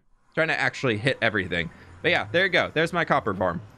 Now, in the daytime, it's an absolute mess. It is giant. It's the only eyesore of a build I have in this entire world. It's incredibly disgustingly ugly, but man, it's effective. And it gets me so much copper if I actually need to use it. Not that I really do, because I just raid trial chambers now, but before trial chambers, that thing was great. This portal goes nowhere. I don't know why I have it, but it's been on the roof forever, and I feel like it's something that I was supposed to remember, and then I don't remember, and so it's just kind of there. But this one takes you into the stronghold that I haven't done a single thing with that I really should be doing something with, seeing as I've transformed the end, I've transformed the nether, and I pretty much transformed the entire overworld. But here is the end, where I have transformed the entire end main island, as in it does not exist anymore. I removed every obsidian pillar, I've unlocked every end gateway, I've removed the entire island to build yet another giant tree, this time floating above a mystical cloud of glass to look like a nebula of sorts down here. Out the backside of it, I do have an Enderman experience farm over there, so I can repair tools as I need. We also have a Skulk Enderman farm over there if I ever need to get some Skulk blocks for building. And we can walk along this pathway just to get into the middle of the end, kind of walking along the roots of the tree. I do want to come out and expand the roots even further one day. I think that could be a really, really cool project to do, just to make them touch beyond all the gateways that we have around here. I think could just make it look that much cooler. Inside, we have the area to kill withers if I ever need to get some more nether stars from the wither skeleton farm and everything else. And then up above, we just have the exit portal to get back home, where the dragon egg is currently sitting here, but I do want to move it. I think I need something more special than it just 2 blocks above where it spawned into the world. But out the back, we have some giant floating rocks that, using the Minecraft enchanting language, which I think is the galactic alphabet, that actually spells out fWhip, which I think is pretty cool. Just some giant rocks in there, just kind of a memorial for my own world of throw my name on it. Why not? Yep, my bed was broken, so we are here at World Spawn, where, just to give a little bit of context for where we are in the world, the giant world tree is right over there. That is my starter house where we started the tour, and then we can just jump on down here, where we have World Spawn Plaza. Look, it's me, can't you tell? Yeah? Looks just like me, right? Yeah, yeah, looks just like, I know. Thank you, I did a great job here. But at World Spawn, we have an iron farm right in there. You can see the villagers running around. We have a moss farm that I can run if I ever need it. I have a little house that I can run into if I ever need to be safe here. We have a cactus farm that I definitely thought would work in World Spawn, but it doesn't, because it requires a player with 128 blocks of it in order for cactus to grow, so it does not work at all and is fairly useless. And we can head south this way to where I have my mushrooms. We have a red mushroom. And then over here, thankfully, I got these before the weather stopped working in the world. We have brown mushrooms, which means you get a red mushroom struck by lightning, and then you can get a brown mushroom. So that's how I got those guys. And then over here, we have the mushroom lumber mill, which is another storage room. You can see the giant plots of mushroom trees out there for me to harvest as I need to. And in here, down that staircase, I have a little storage room for all of them if I ever need to grab that stuff. So I tried making it pretty colorful and overgrown and kind of fantastical out here. Few custom trees to kind of hide the gross Minecraft vanilla mushrooms. And then to help go with the mushroom lore, we have a bunch of pigs, as if they're here to hunt for truffles. So we got a few pigs out here that are very... Okay, they're not bugged out. Okay, great. You all move around. You don't just stare at the walls. That's perfect. We have our truffle hunters. We have our giant truffle mushrooms over there, and we are all good to go. Headed down this way a little bit further, we have 2 stops. We'll hit that on the way back, but we can take the road that branches off right here, going far, far down this direction, because I won't forget this one this time, where it currently goes to a Y off in that way, because I accidentally built the road there, then realized I was going the wrong direction. So now the road comes out this way to the correct direction, where I have a fishing village that I built out here on the coast with, yes, we do have a donkey way station where they don't, oh no, they do have a banner. I did install one, perfect. And then we have a field of goats right here. Well, a little pasture, it's not a field of them. I wish it was a field of goats. No, that'd be kind of weird. But they're all tied to leads, so they can't leap away and run away. So I'm sorry, boys, y'all just kind of stuck here around the bushes that you're grazing on. But it's fine, I'm sure they love their lives. They definitely don't get yanked around by the leads anytime. Yeah, yeah, definitely, totally, they love it. But this was an actual Minecraft village, I believe. No, it wasn't. I stole villagers from down the coast and brought them out to here. So you can see we have a few villagers around. We have all the wandering trader llamas that happened to stumble across this place as I was working on building it up. But we got just a little simple fishing village. We've got some boats in here because I was saying that they're on the coast, so the coast is pretty rough. So they have a little protected harbor to be able to get their boats in the water, and then they can go out fishing. And then they have some way of bringing the goats, maybe the goats help the boats get back up here into their dry dock area on top to protect them. Apparently I don't have some water sources down there, so I'll have to fix that one day. But I really like how this village turned out. And yes, I did build up the cliff, and all the landscape is built up further because I wanted the sea cliff vibe for out here to kind of help explain all that stuff. So we're going to have to eventually continue that along down the coast here. So yeah, I do a lot of this. I do a lot of Minecraft land down here. And I'm just like, let's bring it up like 6 blocks. Yeah, that's kind of my thing at this point. It's kind of really turned into my thing, I guess. Like 6 to 10 blocks above where Minecraft terrain is. Yeah, let's do that. Then coming around this way, though, this is a very, very important part of the world. This was not water before. I dug a lot of this out. It was a river biome, but it was dry. So I had to dig out a lot of this to bring it through so that we could come all the way down here with a large ship to explain why a lot of the trade and everything that we have down this way is actually realistic. And to help with that a little bit and protect the area, we have the mud brick castle here with a water gate of sorts. So it's like a rope that could be pulled up or let down for boats to come in and out. And I do want to eventually build a few houses out here just for like farm hands, just tiny little houses to tend to the fields here in front of the castle. There's no interior for this thing. It's just kind of meant to be a set piece in the background. There's a little courtyard you can check out, but there's no interiors on it. I really like this build. It's one of my favorite builds I've made in the world, to be honest. It's still to this day, I love how it turned out. Mud brick is such a cool block, and it's the first thing I did when mud bricks got added to the game officially, as I built this tower. And I think it's so cool how it all turned out and came together. So I'm really happy with how the castle turned out and was built. Another more recent addition, I love the game World of Warcraft. So over here, I built up a little Murloc village just to add another fantasy creature into the world. And then we put a bunch of frogs around. So there's frogs attached to leads. So again, that they can't run away because I want them here. So they're going to be chilling here, and all their leaping, it just throws them back into the space. But it's a cool little Murloc village that's kind of just right here along the river. Just something to look at when you're moving around in the world. Just little elements throughout like that, I think are just so cool. A few custom trees on top to really help blend it in. And yeah, and then here again, the mud brick castle looking beautiful. Back over this way, we're back at World Spawn, where we have torch flowers, and we over on this side have our pitcher pods. I added these when sniffers were added into the game because I wanted a space where they could grow at World Spawn, and also for a sniffer farm to work at World Spawn, because thankfully it does. So these dudes out here are constantly digging things up out of the ground. There's a minecart track that runs underneath their entire field and picks it all up. And inside the sniffer barn McDonald's, we have a storage room right here with our bee that has been here for far too long. I have let him out so many times, and he somehow finds his way back in here. Like, look, I'll let him out, and we'll come back in a few months, and he's just gonna be back there again. I don't know how he gets in, but he just keeps finding his way in. Anyways, the storage is all in here, completely full if I ever need pitcher pods or torch flowers.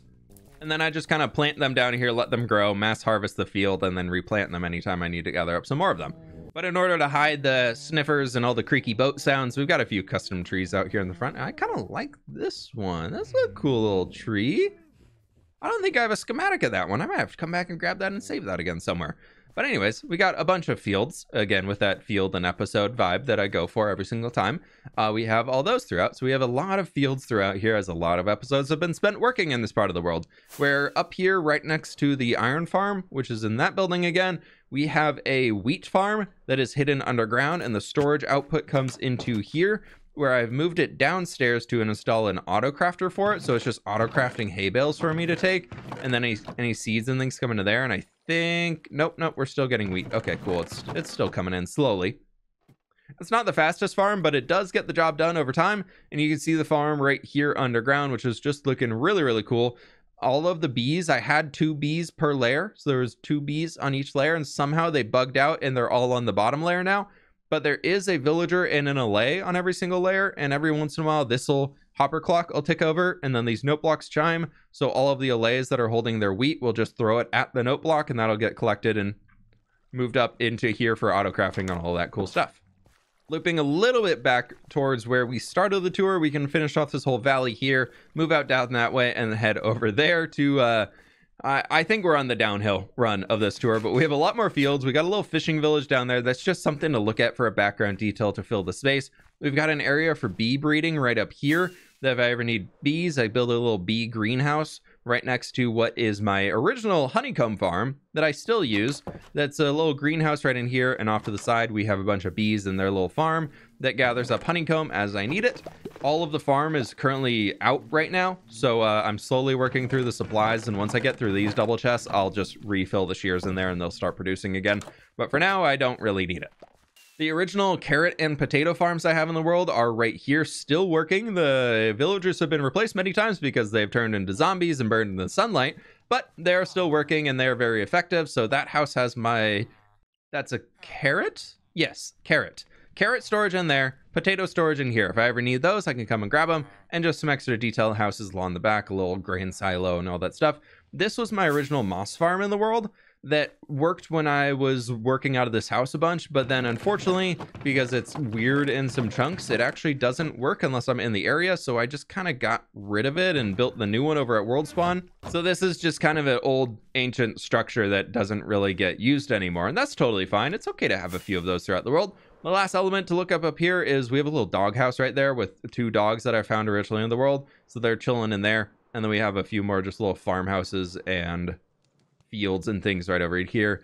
We have our fishing hut right down here where I was originally going to be doing fishing with fWhip things, comment of the day things while fishing. And that just kind of evolved to moving around the world and doing a lot of that. But I do have a little fishing hut down here, which is kind of nice. Ignore the turtles. I'm going to build a cave for them into the side and not have a box of turtles that are now turning into a circle of turtles on the corner.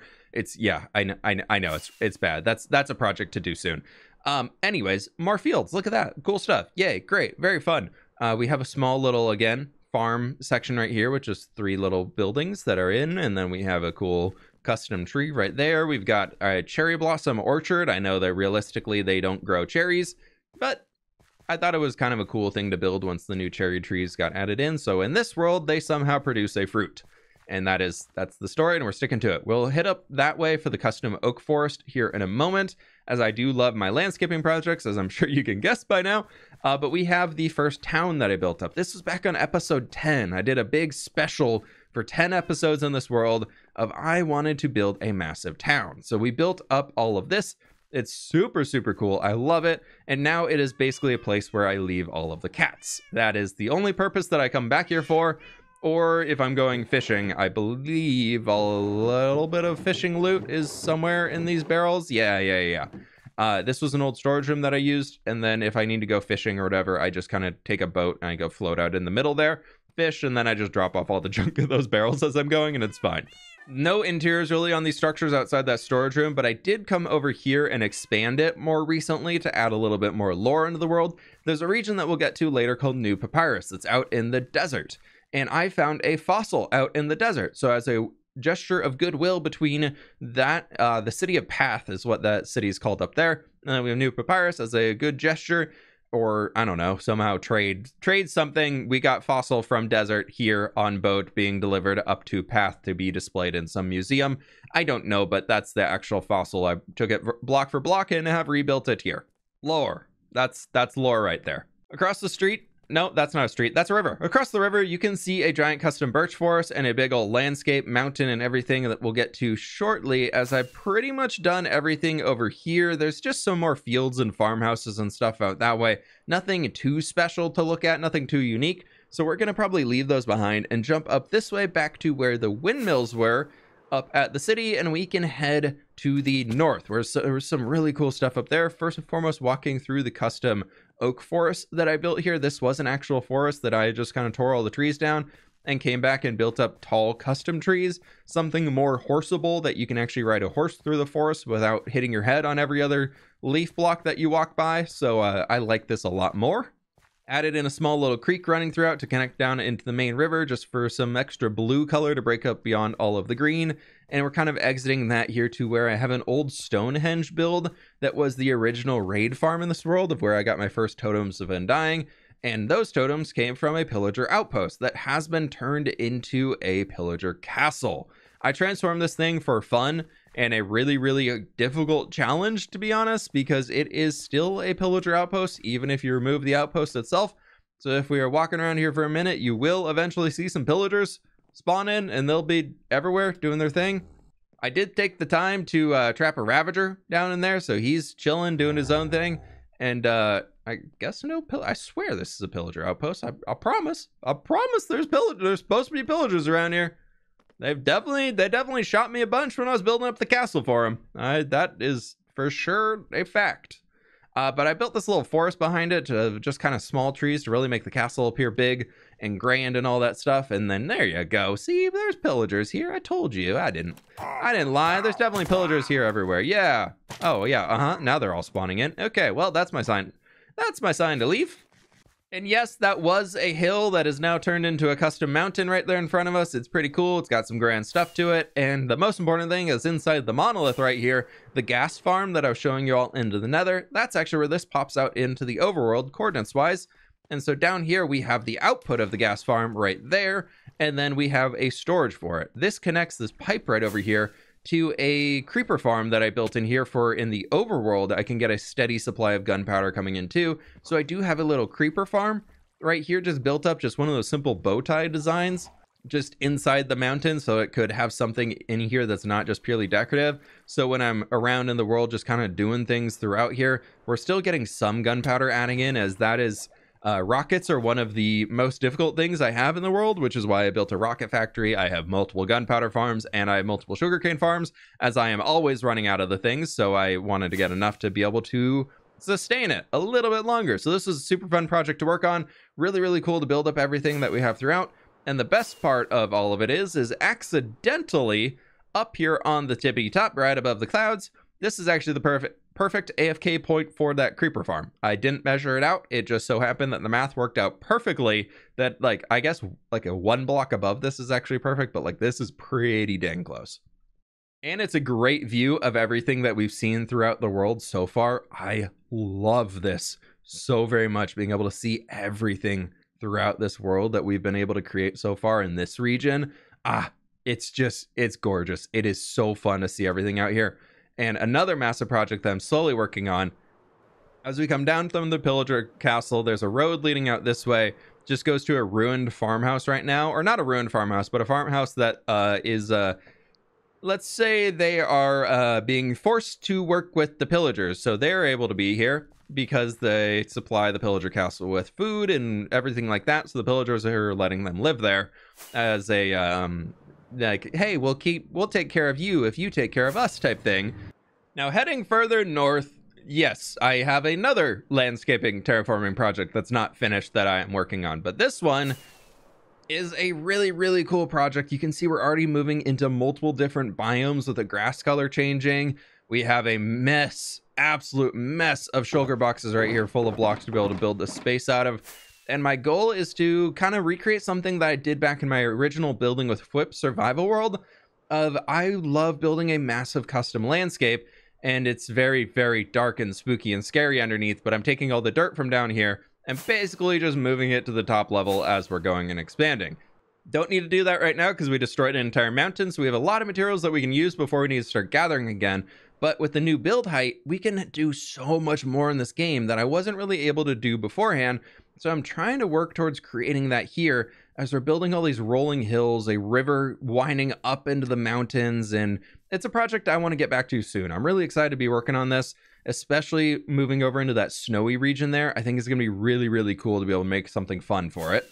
But that is pretty much everything I've done to the north. If you're curious, that's where I chop all the spruce trees, and I guess there's my slime farm all the way back out here that we might be able to see in just a moment as it'll start loading in. We'll see a little hot air balloon floating above the top.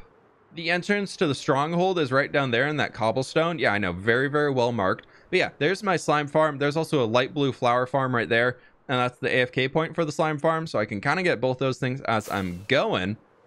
But there's nothing else that direction, so we don't really need to spend too much time out here. Coming behind our custom mountain that we built up, I have used this as a way to separate parts of the world and kind of, again, going with that RPG element that I've talked about before, of an easy way to separate things, but still make them close enough to where you don't have to travel for hours and hours every time you want to get by, is to, well, put something between them so you can't see both sides. Hence the giant super tall, not super tall, but tall birch trees over there for the custom forest, and then the super tall mountain right over here. It makes it so I can easily transition from one zone to the next without feeling like they're right next to each other or without feeling like they're thousands of blocks away. So I did that. And we'll start at this end right over here as we have another sheep farm.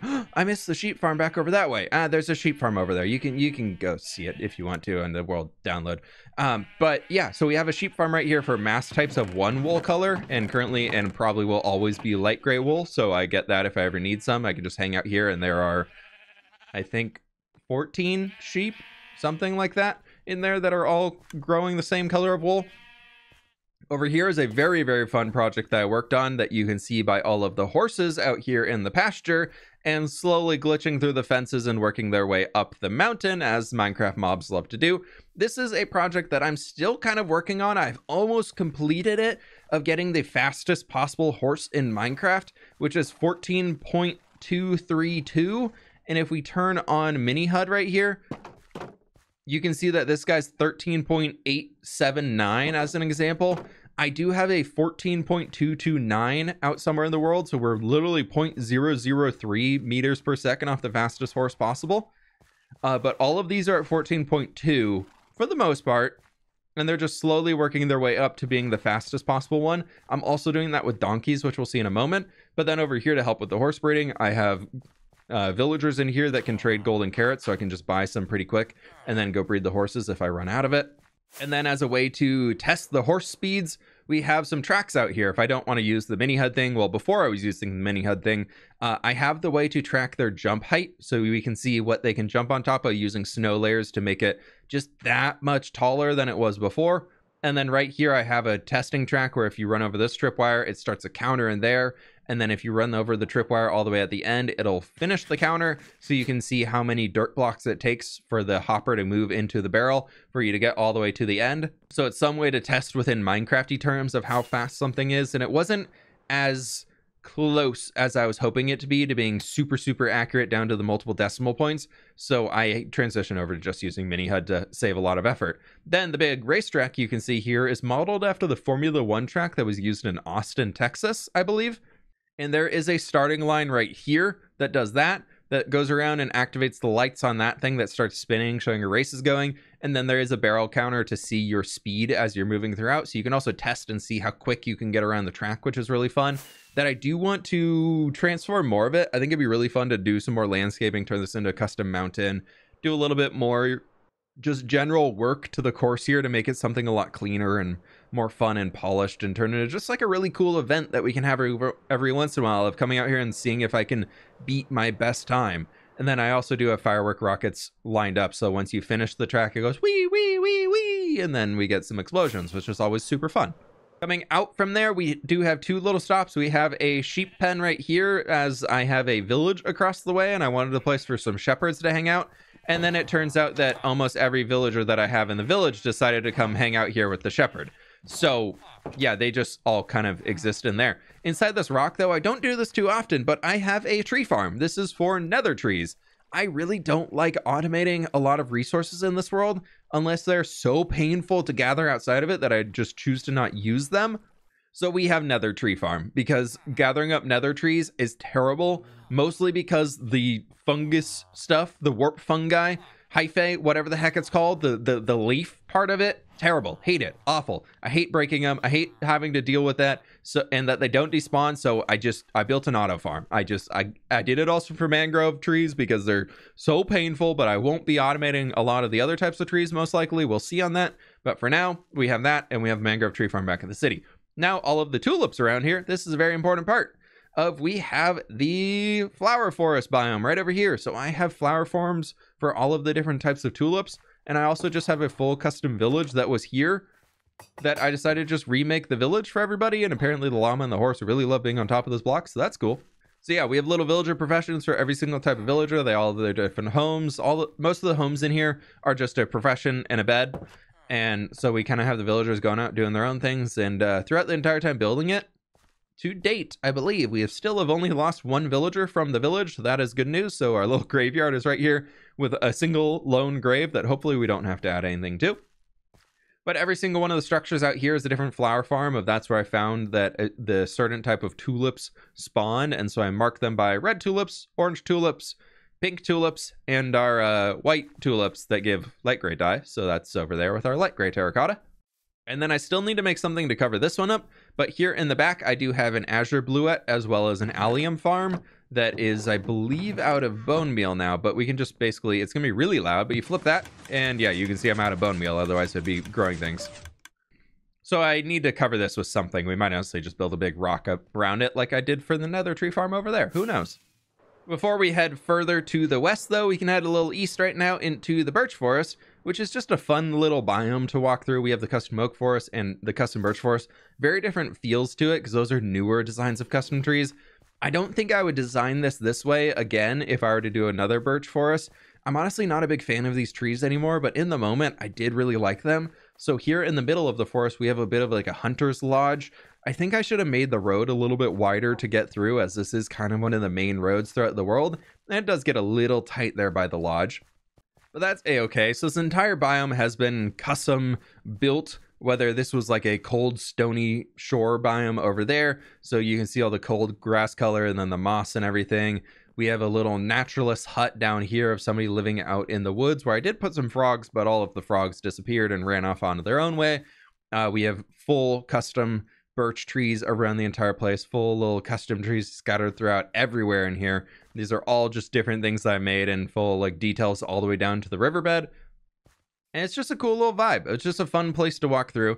And it does connect us back over to the main road and towards the town and everything like that. If we were jump back on the road right here, that connects us all the way out there and back up into everything else that we've seen.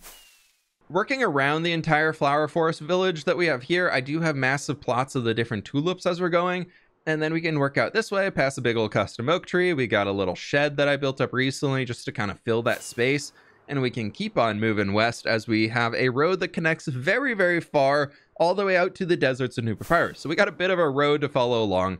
We're up here. I do have a donkey ranch, similar to the horse racetrack that we have over there. We are working on getting the fastest donkey in Minecraft. We have 14.207. And I think that is our fastest donkey that we have.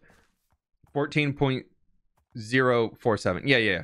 207. So he is 0.232 as the same max speed for donkeys, or 0.332, something like that. But anyways, he's very, very close. Like this donkey is this is such a fast donkey. It's absurd.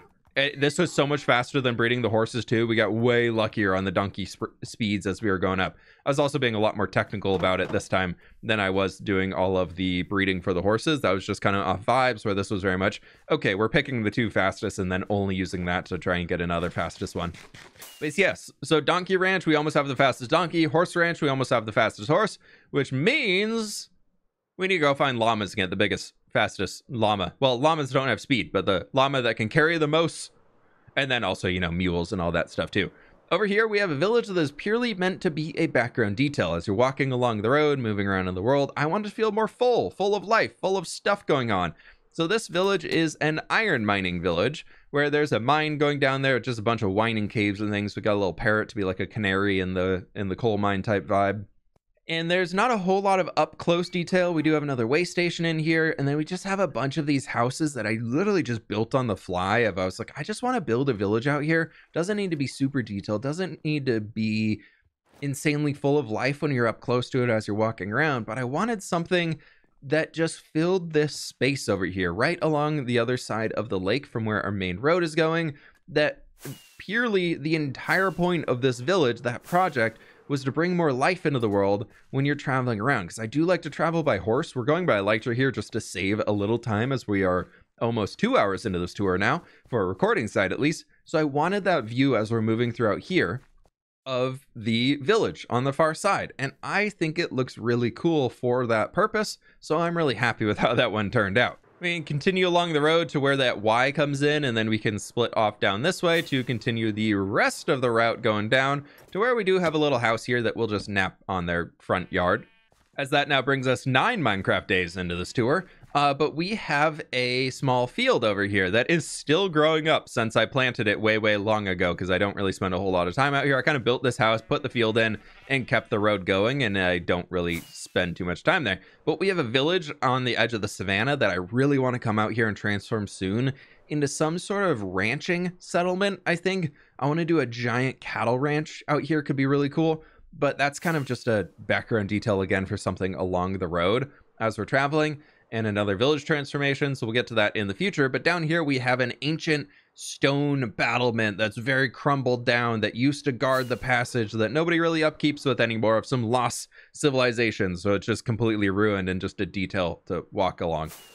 This way though, you can see a boat off in the distance, just again for another point of interest.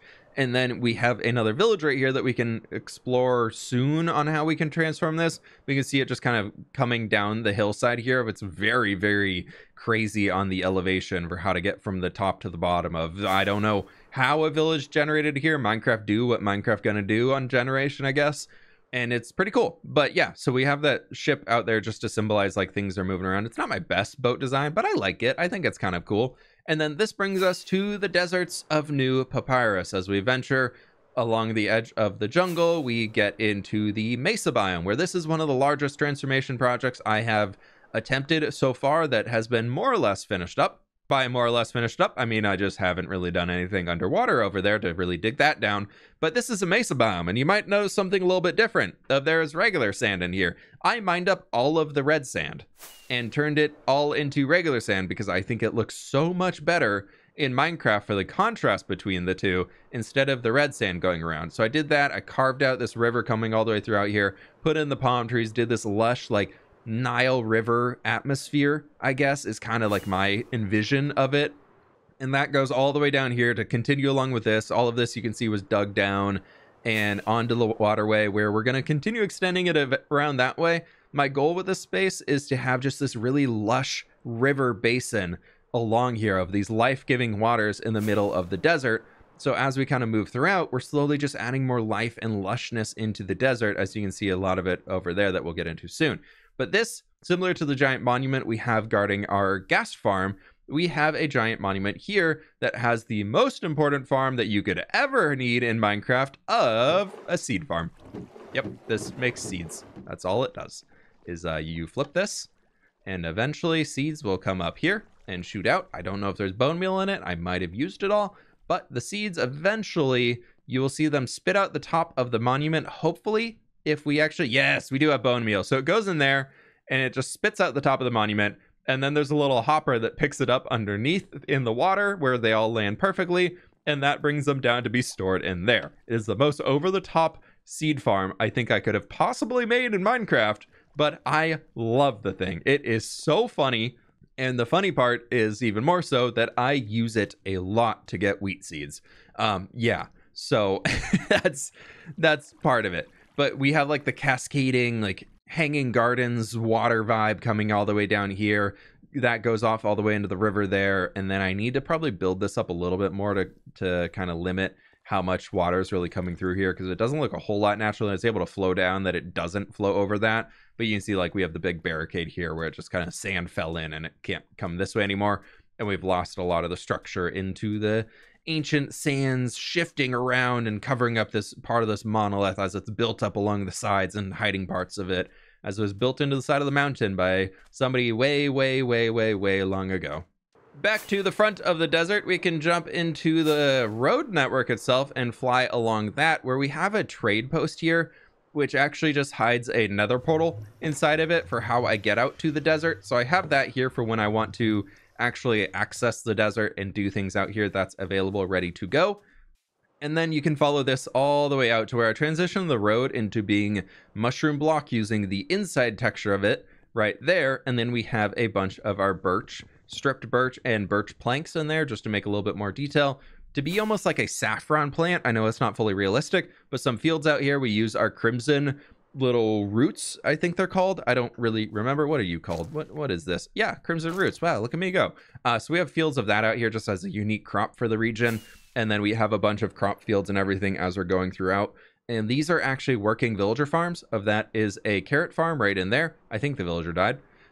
So that's no longer a working villager farm. Over here we have a working potato farm. Yeah, the villager's still in here. Look at him. He's even being protected by an iron golem. But I have all of these walls over here as walkways in between the fields that actually serve as a way to keep the villager in the farm. And you can see he's been trying to jump out here a bunch, that he's broken a lot of that stuff. I should probably put some glow lichen down here. Otherwise he is definitely going to be spawning mobs and die eventually. That's probably what happened to the first guy. But both those things come into a storage room that connects inside of the windmill here. I made an old windmill design back in the Building with fWhip days, inspired by Age of Empires 2, that I recreated and did an updated version of it here for New Papyrus, as New Papyrus is named after Papyrus, which was the first city I built in my Building with fWhip survival world. So I wanted to kind of see how I would do that differently in a more modern build style. So we have that, we have the interior, and this connects down to the storage room, so those villager farms. Here we have the most unsafe camel ranch you could ever think of. Hence, all of the camels are now stuck purely inside of here. They are never allowed out of this space, because the second I do, they will kill themselves on the cactus. I thought that camels in Minecraft are like, oh my gosh, you use cactus to breed a camel in Minecraft, right? So they probably can't die to cactus, right? And then the first thing that happened when I brought two camels in here, bred them together, was one of the adult camels just walked right over here onto the cactus and just laid down and stayed there taking damage until it died. And then the two remaining camels went in there, and then now there's a third camel too.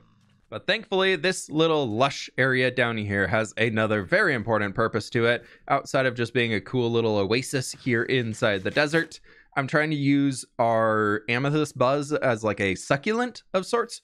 But down here, the most important farm you could ever have in Minecraft, we have a sea pickle farm. In case you ever need far too many pickles. Like a lot of pickles. I thought it would be funny to build a super powered pickle farm, because I was like, maybe I'll use them for decorations eventually. So that pickle farm actually makes 80,000 sea pickles per hour when it's running. I've ran it once for 3 minutes, and I still haven't had to run it again. But here in the desert, it's very hot, so they probably don't want too many ovens going inside their house. So we have a big oven out here for like communal cooking. And then we have the little village and everything throughout here, which I just think is super cool. I'm trying to use red sandstone mostly because I have so much of it now, as little detail elements throughout the place. And then we have all of our gardens and everything and throughout the space. This village originally was over here, so here's the original houses, and I recreated it and like removed all the villagers over there. Just moved all their beds and everything, and they eventually found their way over to their new homes, and it was great. So we have one of our bridges here to get across our river, which is pretty low, and that brings into how all of the boats in this area work. I wanted to be very centered around water, so they're using boats to transport things up and down. As you can see, the mast on that is pretty high. I actually have it in the quote lore, without being too much lore of this space, that you will see over here that the masts on those boats can actually come down. So that's how they can slide underneath these pretty easily and go up and down the river, and they're using the winds off of the ocean to fly up and down and do everything they need to. So we can head out this way and just see a little bit more of the coastal region as we go before we jump into the actual city of New Papyrus that's kind of still in its early starting stages, but it is looking pretty good. So we have a little boatyard over here where they're working on bringing like reeds and everything into creating big boats that they can use throughout. So they're really utilizing the sugarcane of the region, hence a lot of the paddies and farms over there, to make their boats and kind of really bringing their lives together. They're really using the environment around them to do everything. We've got a little stable out in front of the village, and as you go into the village, there were a bunch of villagers around here. There's still a few, but as I've worked in the region, it's not the most spawn safe in here, and especially not outside, and there is no wall to stop zombies from getting in, or, you know, villagers from getting out and finding zombies. So there's not too many villagers left in here, unfortunately. This village was very, very fun to build and bring all of our villagers out here to create a cool environment for them to live in. It kind of became my home base for the area for a while. Of this storage room was where I was just throwing messes and messes upon shulkers. I've cleared them all out to consolidate everything, and by consolidate, I mean I moved them right over there. But we have our little dock region with a tiny bamboo boat. And then we had a lot of villagers. No, I installed the slab there. They were all hanging out here in the water and they couldn't get out. So I put that in there so they could just jump out as they needed to. We've got a boat right here that's just kind of another river boat. It's not my favorite design, but I think it's okay. I don't hate it enough to want to redo it, but I don't think I would ever build one like that again. And apparently there is a lot of water down there that needs to get source blocks. I'll figure that out later. But yeah, so you can see a lot of the different village buildings coming in. It's fun to have such a different style to work on compared to what I do over in the Papyrus region. No, Path region. We're in the Papyrus region. And so it's fun to be able to change things up and go with something so much more boxy and flat roofs and a lot more details through colors and everything. And oh, 2 villagers still alive. Would you look at that? They're kind of stuck in the corner. And just changing up the vibe so much from the other build styles I've done. It's really, really cool to be able to change things up and just have something completely new. When I get kind of burned out on the other one, I come over here and I work for a good while, and then I kind of reinvigorate myself for other projects in the world. So I kind of trade between a lot of them. So they're all being built up somewhat in tandem. I definitely prefer working in the Path region for now, as I'm just having so much fun with it. But Papyrus will always have a very special place in my heart here. It's very, very cool to work on. You can see the whole view of it from up above as we're going. So you have this, we have the whole coastal region being built out here with some sand dunes kind of coming up to bring in the coastline. Over here, some very, very big stuff that will enter in from the far side. The road doesn't fully connect up here, but you know, it kind of does from water over across. So I'm saying it's connected for now until we actually get around to building that stuff. But a very, very important structure where no axolotls were harmed in the making of it. We have blue axolotls in here in the Blue Axolotl Bazaar, where one down here is Booger. Yeah, there's Booger. He is the original blue axolotl that I found. And I built this here because we have a coral reef out there. So I got 2 axolotls and tropical fish galore out there. And we finally got the blue one, which I love so very much to be able to have one in the game. I had never seen one in survival legitimately before. So it was really cool to be able to actually get one and bring it in here. Ignoring the shulker mess here of this little market to be area out in front, we'll add a few more things, but kind of inspired by some like old Egyptian, kind of inspired by some old Egyptian films. Like they have little walkways so you can like bathe in the water and clean things up and wash clothes and all that stuff, or access in there for like a boat to come in and stop and people to move up, I guess. We have this little staircase going down into the water. Prime entry point for where the main waterway comes in. I thought was kind of cool to be able to put our Blue Axolotl Bazaar as the main point in the middle right here of it. I thought it was kind of a fun detail. This whole place right here is to cover up my massive sugarcane farm. Being in the region of New Papyrus, I felt like I needed one. So you can see a ton of sugarcane in here. If we go into cheetah cam mode, you can see the sugarcane farm down here underneath just producing, as so much sugarcane is just constantly coming through this thing. It's a very, very efficient farm that I want to make even more efficient by adding more modules to it eventually. But for now, it's doing its trick. We have this really cool place that we can walk around the outside of, and then we'll jump into the middle, where I've tried to create, almost inspired by Barcelona, of how they just have these big city blocks with buildings on the inside and then a very neighborhoody vibe in the middle. I kind of want to redo the structure still. A lot of people said I should do 2 rows of sandstone and then 1 of tuff. but I just have been lazy and haven't redone it yet. But I'm trying to make it look like a travertine brick style tower that you'll see a lot in Middle Eastern architecture. So I love the contrast of it, and I think it's a good thing to have. I just need to figure out a better rendition of it. But we have little dogs around. We got the more buildings coming in, and as we loop around this way, we'll get to that library in just a moment. But we have the entry point into the middle. There's a few different entry points, actually. But as you can see, it becomes more lush and homey vibes. And hi, buddy. Nah, nothing for me. That's okay. But we got our palm trees in the middle. We got a little cooking station. We got a big old fountain kind of water area for them to drink out of, or like I don't know, whatever you do with a big water fountain in the middle of an area. There's some tropical fish inside of it, and just kind of back entrances in all of the homes and everything, so people can access the point with their very full interiors and everything that they have here. A lot of very decorative flooring, like tile flooring down on the ground, I think is really cool. And we can kind of come back around this way to where we do have the big boat out here that I do want to build another boat, like kind of kitty corner to it, diagonal of it, like right in here. I think I could do a smaller one that would fit in pretty well. But first we'll check out this building where we do have a few dogs and cats out in front. The cats I kind of keep taming when I find them in the region with all of the villagers around, and then I start plopping them around different areas to keep it safe from creeper explosions, because this is a very, very important building that I do not want to have to rebuild any of it for. In here, we have 40 villagers that all trade glass. They've all been zombie cured, and it was absolutely painful to do all of that. And every single one going from here all the way to the top, there's 3 layers. There's 8 per layer. Well, 16 per layer, so that makes 48, right? Yeah, that's math. So not even 40, 48, even more. This is my glass trading area. If I need a lot of glass, aka for building out the end that we saw an hour and a half ago, probably, I have the ability to get tons and tons of glass every single day that I'm in here. And there is somewhere a lever here that I can make a speed beacon to help me get around even quicker for all of the trading. So we have that available, and I like to hide it because I don't like having beacon beams in this world if I can help it. But we fully decorated out this place to be an old ancient library of sorts, where there's little seating rooms, there's fountains, all the water elements. Probably not great for the books, but I think it looks absolutely magical and mystical, and I love it so very much.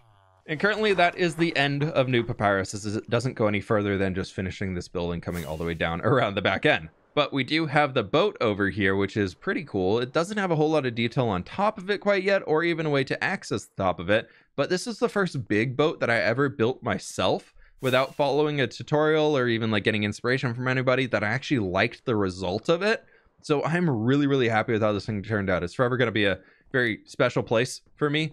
Of like, this is one of those big achievement moments as a Minecraft builder of, oh my god, I built a boat that I don't actually hate. Yes, this is so cool.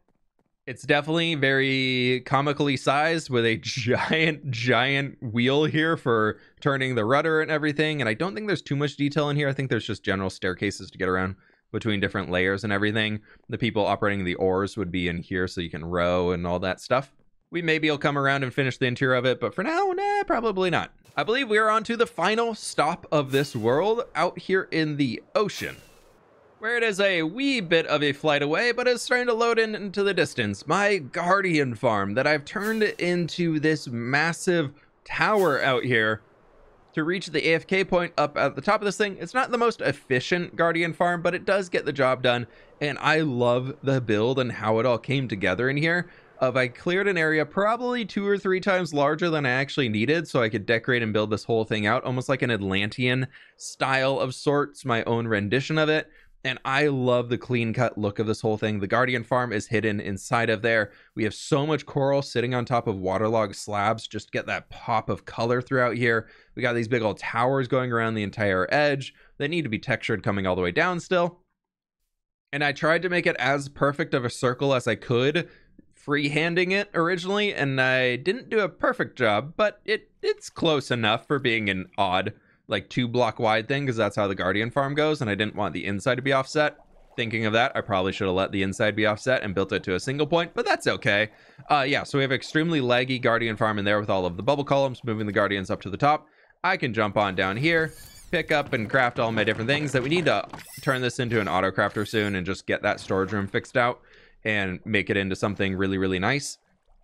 But the cool part is there's another portal built into the front of it, and then if I ever need to AFK this area, I can come up here safe from phantoms because I have blocks above my head, and I can just chill here. And yes, that's all live coral in the roof. So if we go inside these ones, like right below me, you can see that it is, well, you can't really see. Now you can kind of see that's all water. So I built up all of the water around it to be able to put all the coral in. And then I installed all of the coral so that it would stay alive and not die. And it was absolute pain, but it looks really cool now. So that's the important part, right? Yeah. And the way this connects back into the nether is just right through here onto the roof. And right into one of the highways that I still need to finish up the endpoint so you don't just go off of the edge. And somewhere in here, yes, I did. I need to fill that and that in because hoglins keep spawning here. I'll have to get that soon. I know where they are now. I'm going to have to go get those buttons. For the main nether portal leading back into my home area where we have the starter base, I showed you all the front entrance to the cave. Here's what actually is inside the cave with a massive nether portal. We have a foggy glass floor fading down into just color and fog and all that cool stuff down there, which is looking cool. And you can walk along this little pathway of this really just big old massive room that I dug out for the portal, being right underneath the tree just for some extra fantasy vibes. But you can take this and precariously fly all the way out here to reach back to the starter house for our full loop being completed around the world. Quick look here at the world map that I have through Zeros World Map mod. You can see all of those things down in here. You can see that, the big castle on top of the mountain. Scrolling over here, we have the cartographer village. We have the dwarven castle, rocket factory, citadel, keep thingy mabob over there. We got the town and all those things are out here. I'm mostly just double checking to make sure I actually hit on every build project that we have. We visited that one, we visited there, we visited all those things. And I think this time I didn't actually forget any projects as we're moving throughout. But here you can see the entire world coming together. And yes, the copper farm. Look how lovely that thing is. I know, it doesn't look great on the map. Quick check at the stats because I know everybody likes to see these. I'll just do a slow scroll throughout here so you can pause and look at what you would like to as it's all going. There's some that we're starting to get into the millions, which is pretty cool. And I'm starting to think that I want to start creating something to signify like an achievement of hitting 1 million things, like 1 million jumps. We can put something, a plaque on a wall somewhere saying that we've done it. I think could be kind of cool. We are at 69.44 days of played time, which comes out to 1,666.56 hours. So we are well above 1,500 hours in this world. That is pretty insane. Mob kills, you can see right here as we're scrolling throughout, seeing a lot of these different ones coming in for all of the different stuff. We've killed pretty much everything in the game at this point. Some passive mobs that probably shouldn't have happened, except the warden. Still haven't fought the warden. Not really looking forward to doing that at any point, so kind of avoiding it. But in here you can see a lot of our big things. Almost 2 million mined with the pickaxe, almost 1.2 with the netherite shovel. We've placed almost 340,000 dirt, and oh, that's a lot faster. I'll just do a little scroll this way with the mouse wheel, but you can see a lot of those things coming in here too, of just a lot of the different blocks and elements. Yeah, we've mined 45,900 obsidian, hence why I don't really want to mine any more obsidian in this world. Thank you, End Pillars. That was great. And here's all of the blocks mined. We're over 1 million stone mined in the world, which is pretty nuts. And then you can see all those coming down to the 60,000 red sand that was removed from the desert. And I'm so excited to keep moving on to this world as we work towards 9,000, 10,000 days and beyond to just see how far we can take this just with building up this entire fantasy world on a single life, which is absolutely nuts that we've been able to survive this long in the world. We're over 4 times as long as my previous record for a hardcore world. My season 2 lost at just about 2,000 days. Season 1 was like 1,500 days, and now we're well beyond 8,000 days, which is pretty nuts. So thank you all so very much for watching the tour. Hope you did enjoy this, movie of a tour. We're almost 2.5 hours in probably at this point, at least for me walking around the world. My voice is getting a little tired. So click that like button if you did enjoy. Subscribe if you're brand new. And my friends, I'll catch you all on the flip side. Oh, first though, world download is available to members on the main channel, tier 1 up and above. Twitch subs and Patreon supporters, tier 1s and everything like that work over there as well. So if you'd like to get your hands on the world download, go check that stuff out on the main channels and all that cool stuff. And now I'll catch you on the flip side. Bye.